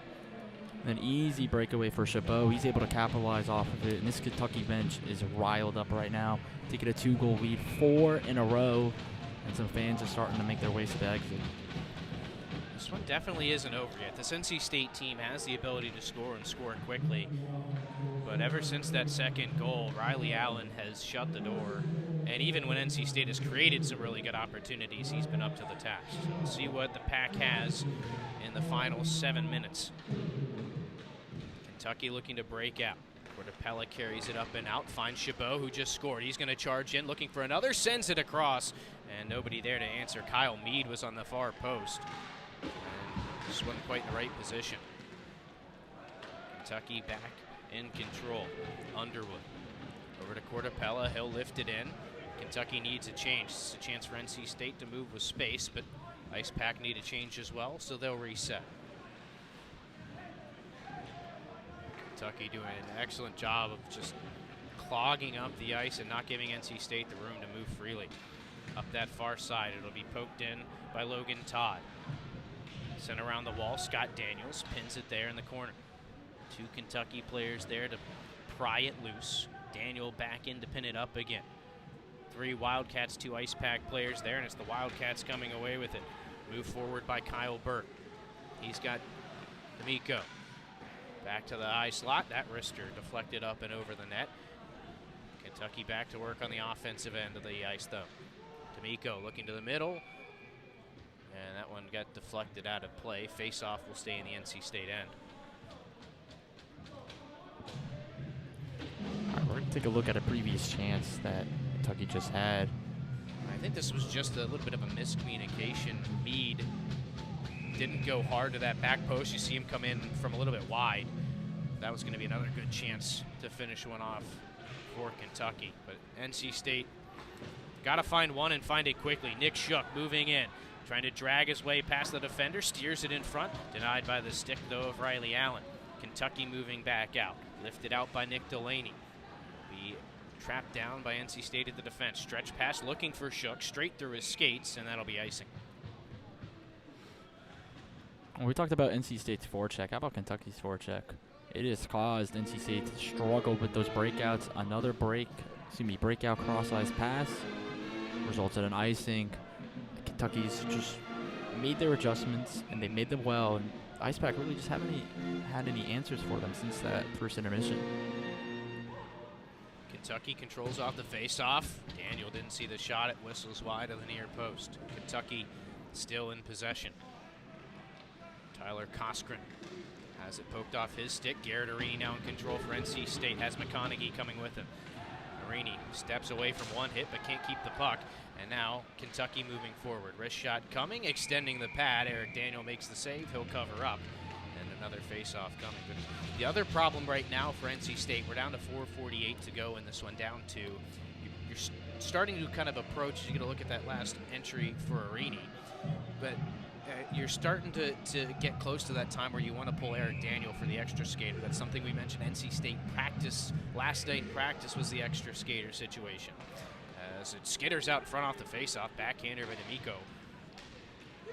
Missed wide, NC State able to clear. But if you're NC State, in order to get Eric Daniel out of the net, you got to establish some offensive zone time. And they have not been able to do that since early on in this period.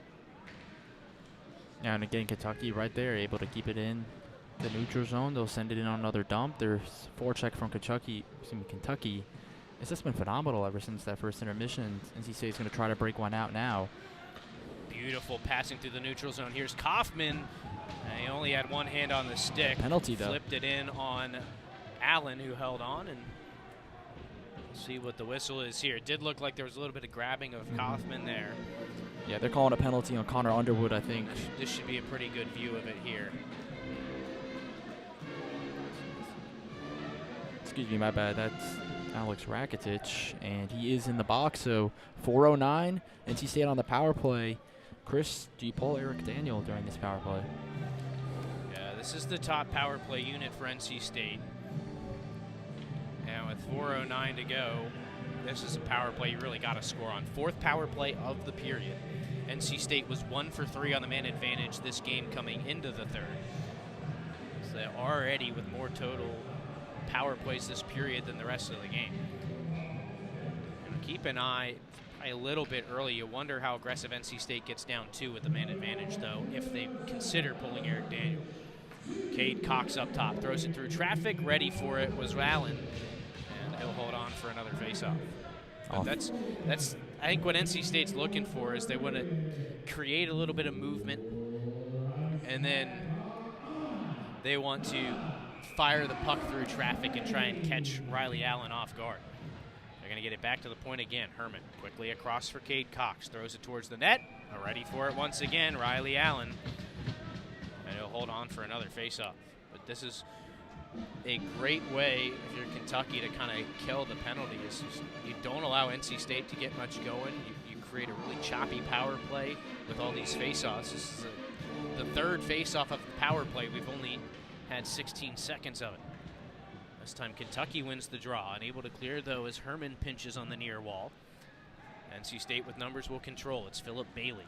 Back to Herman. Looking to the middle. His pass intercept as he sent it straight to Dan Cortapella, who clears it all the way down. 3.5 to go now. 1:20 left on the power play for NC State. Philip Bailey goes backwards for Cox.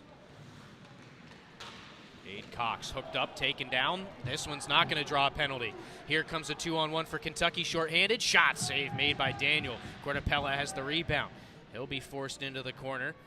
NC State going to collect the loose puck now, but Kentucky got away with one. I will say, I think kind of the holding penalty they called on Rakitic was maybe a little bit soft, so they get away with the one that was very clearly a hook. Bit of a makeup call there. The NC State have to find a way to fight through it here and create some chances. They have not had many good chances on this power play. Kentucky again shorthanded in control. Parker Rice just going to pin it to the wall in front of the NC State bench, down to 30 seconds left on the power play. And they're going to whistle it dead here as you see Rice getting up off the ground. Before that turnover by the Ice Pack, Eric Daniel was all the way up to the face-off circle. He was ready to come out, looking over to the bench. But again, that neutral zone turnover cost him, and then just lost footing there.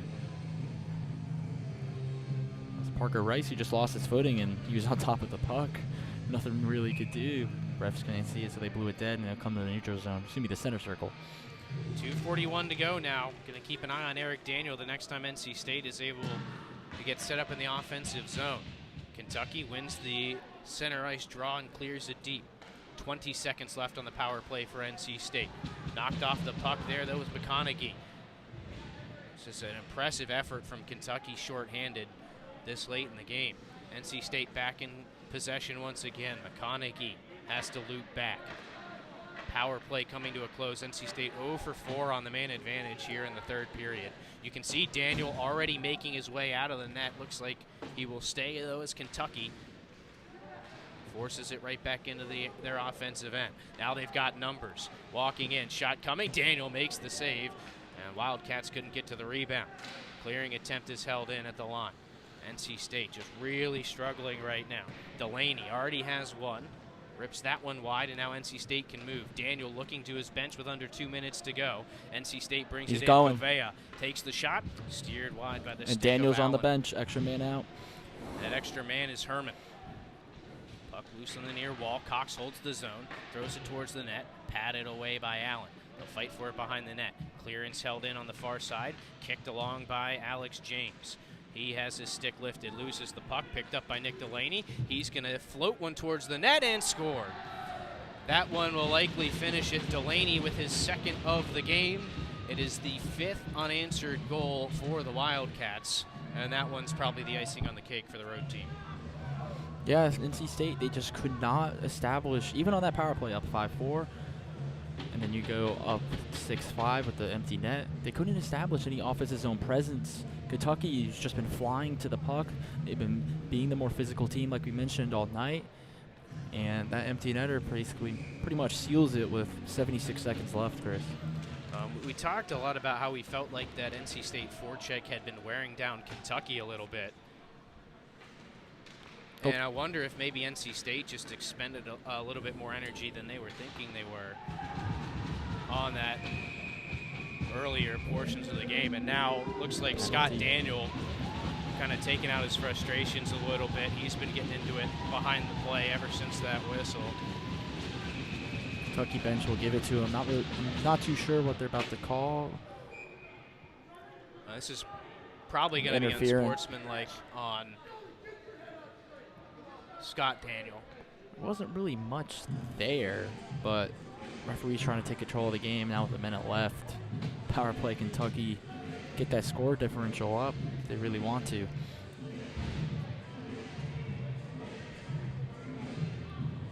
So Daniel to the box. Well, actually he has been sent off. I think whether it was something he said or the swing he took at the penalty box with his stick, the officials did send him to the locker room. Frustrating night for the Ice Pack ever since that first period, and Daniel kind of sums it up there. I think he is gone out of the game. It's Bressingham's in the box now for him. There's 60 seconds left, a 5-2 lead for Kentucky. 5 unanswered, including 3 here in the third period. But NC State gonna have to go back to drawing board a bit after this game. And take a look at where they can clean things up. Kentucky bringing it in. 36 seconds left as it's slugged behind the net by D'Amico. Loose puck, but the official lost sight of it. And so it'll be a face-off in the NC State zone after the whistle.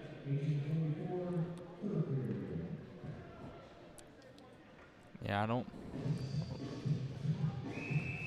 think for NC State, we got to go back to the drawing board like you said. I think that forecheck, Kentucky just made a good answer for it. And NC State didn't really have anything ready for it. And Kentucky just, ever since they had those 2 goals, they have had all the energy. They've been there for every play. They've made every play. They've had a couple of lucky bounces for them. And now for the Pack, it's going to be on to the next one for them, which is going to be on the road for 2 at Penn State. Another big test for NC State. Beginning of their schedule, not easy. Of course, a big win over ECU to start the season, but you play the Division I team up at Liberty. Then you have a Kentucky team who is fresh off an appearance at Nationals, and then another powerhouse in club hockey in Penn State. But a tough one for NC State tonight. They got off to a great start, and then it was Riley Allen shutting the door, and his team was able to find the back of the net. Yeah, 30 of 32 save there from Allen. Fantastic job in net and really defensively for Kentucky after allowing those goals at the end of the first and right at the beginning of the second. And Kentucky's going to walk out with their first division win, 5-2.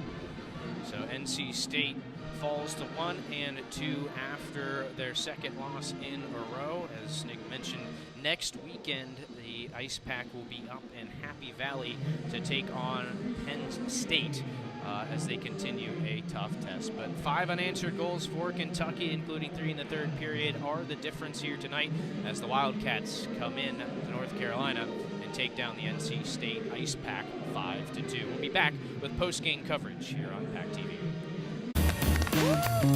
Life is for learning, and that doesn't stop with graduation.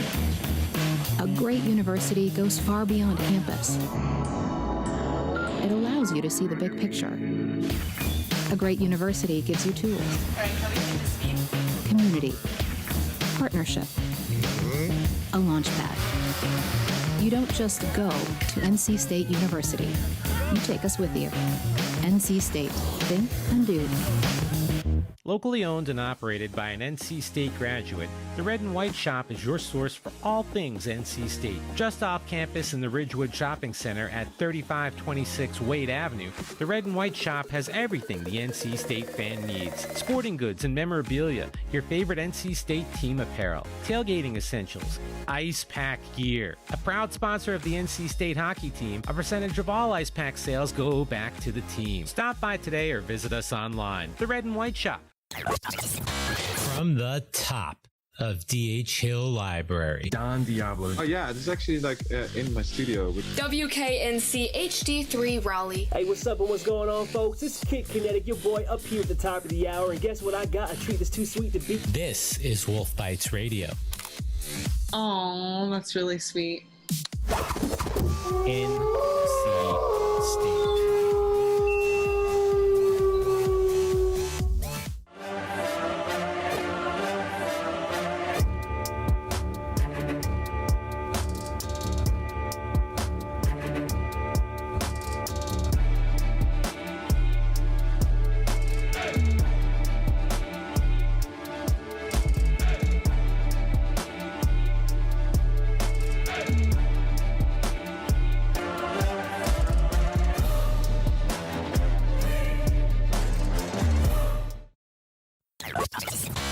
From the top of D.H. Hill Library. Don Diablo. Oh yeah, this is actually like in my studio. WKNC HD3 Raleigh. Hey, what's up and what's going on, folks? It's Kid Kinetic, your boy, up here at the top of the hour. And guess what I got? A treat that's too sweet to beat. This is Wolf Bites Radio.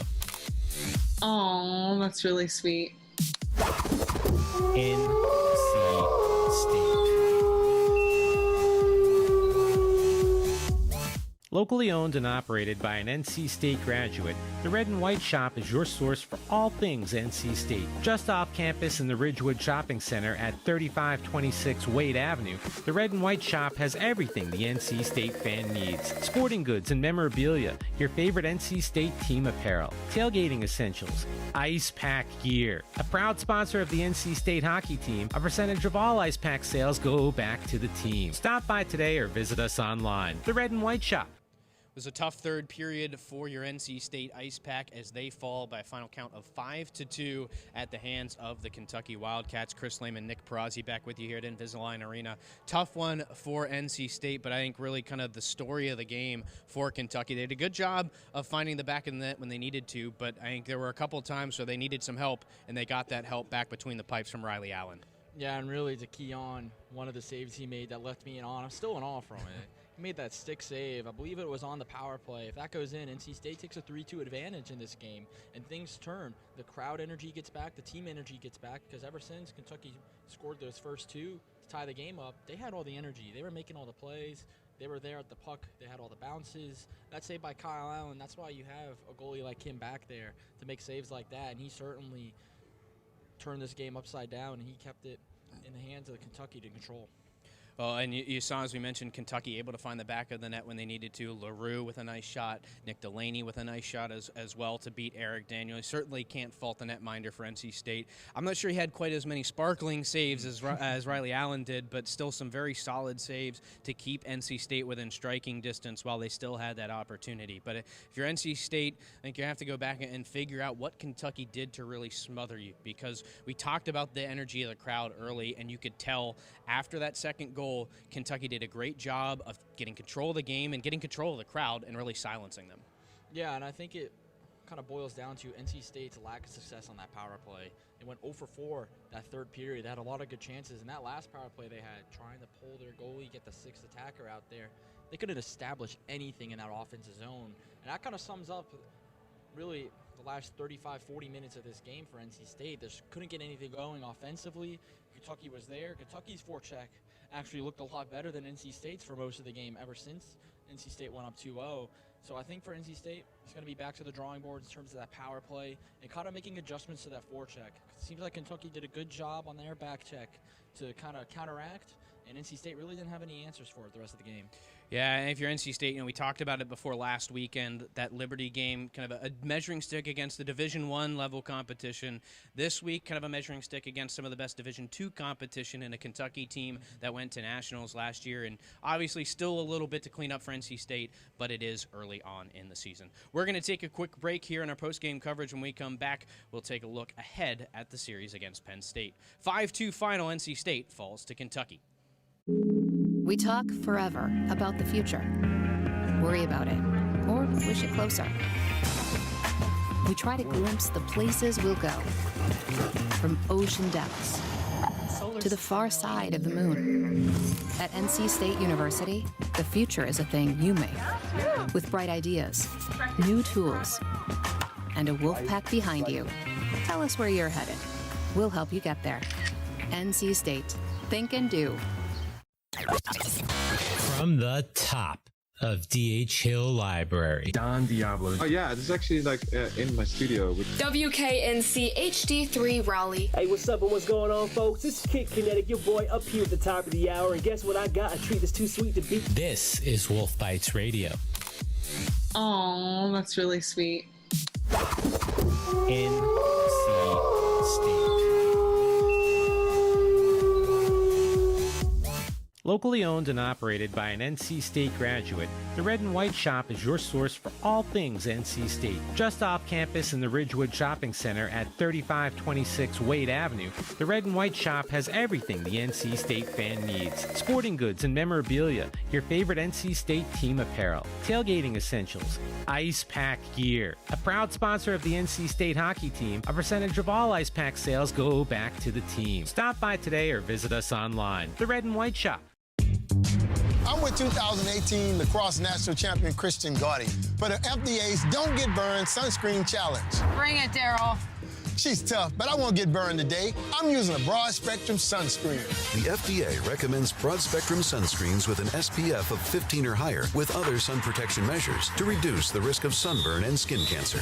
You smoked me, Kristen. That's because I use sunscreen, so I wouldn't get burned by you and the sun. Broad spectrum sunscreen. It's a winning play every time.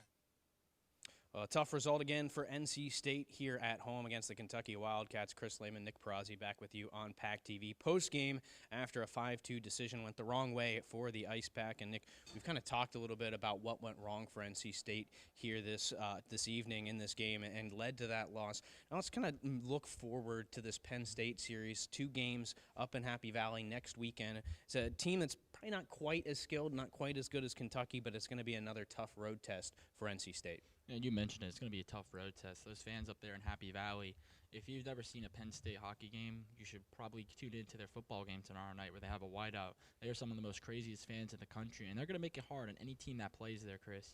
Now, the Ice Pack were fortunate enough to play Liberty last week in a very similar environment that was sold out and a very raucous crowd that they had there. However, coming off the loss tonight, things might be down headed into back-to-back games against Penn State.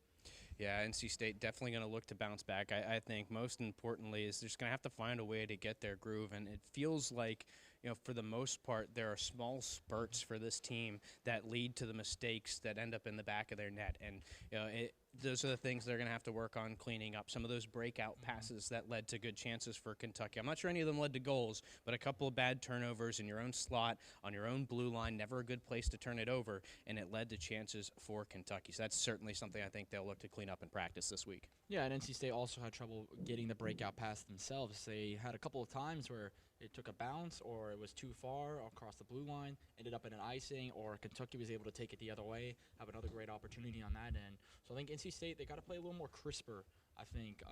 Last time they played at home was against ECU, and last week against Liberty was a tough task. But coming against Kentucky, a team that they should be even with, they pretty much were for that first period, but ever since then, they kind of just lost that crisp edge that they normally have, and I think that's what cost them tonight. Yeah, so NC State will look to bounce back next weekend as they head up to Happy Valley to take on Penn State. For tonight, NC State falls by a final count of 5-2. We're going to step aside briefly. Hopefully we'll come back and wrap it up with head coach Tim Healy here on PackTV. Locally owned and operated by an NC State graduate, the Red and White Shop is your source for all things NC State. Just off campus in the Ridgewood Shopping Center at 3526 Wade Avenue, the Red and White Shop has everything the NC State fan needs. Sporting goods and memorabilia, your favorite NC State team apparel, tailgating essentials, ice pack gear. A proud sponsor of the NC State hockey team, a percentage of all ice pack sales go back to the team. Stop by today or visit us online. The Red and White Shop. From the top of D.H. Hill Library. Don Diablo. Oh yeah, this is actually like in my studio. WKNC HD3 Raleigh. Hey, what's up and what's going on, folks? It's Kid Kinetic, your boy, up here at the top of the hour. And guess what I got? A treat that's too sweet to beat. This is Wolf Bites Radio. Oh, that's really sweet. NC State.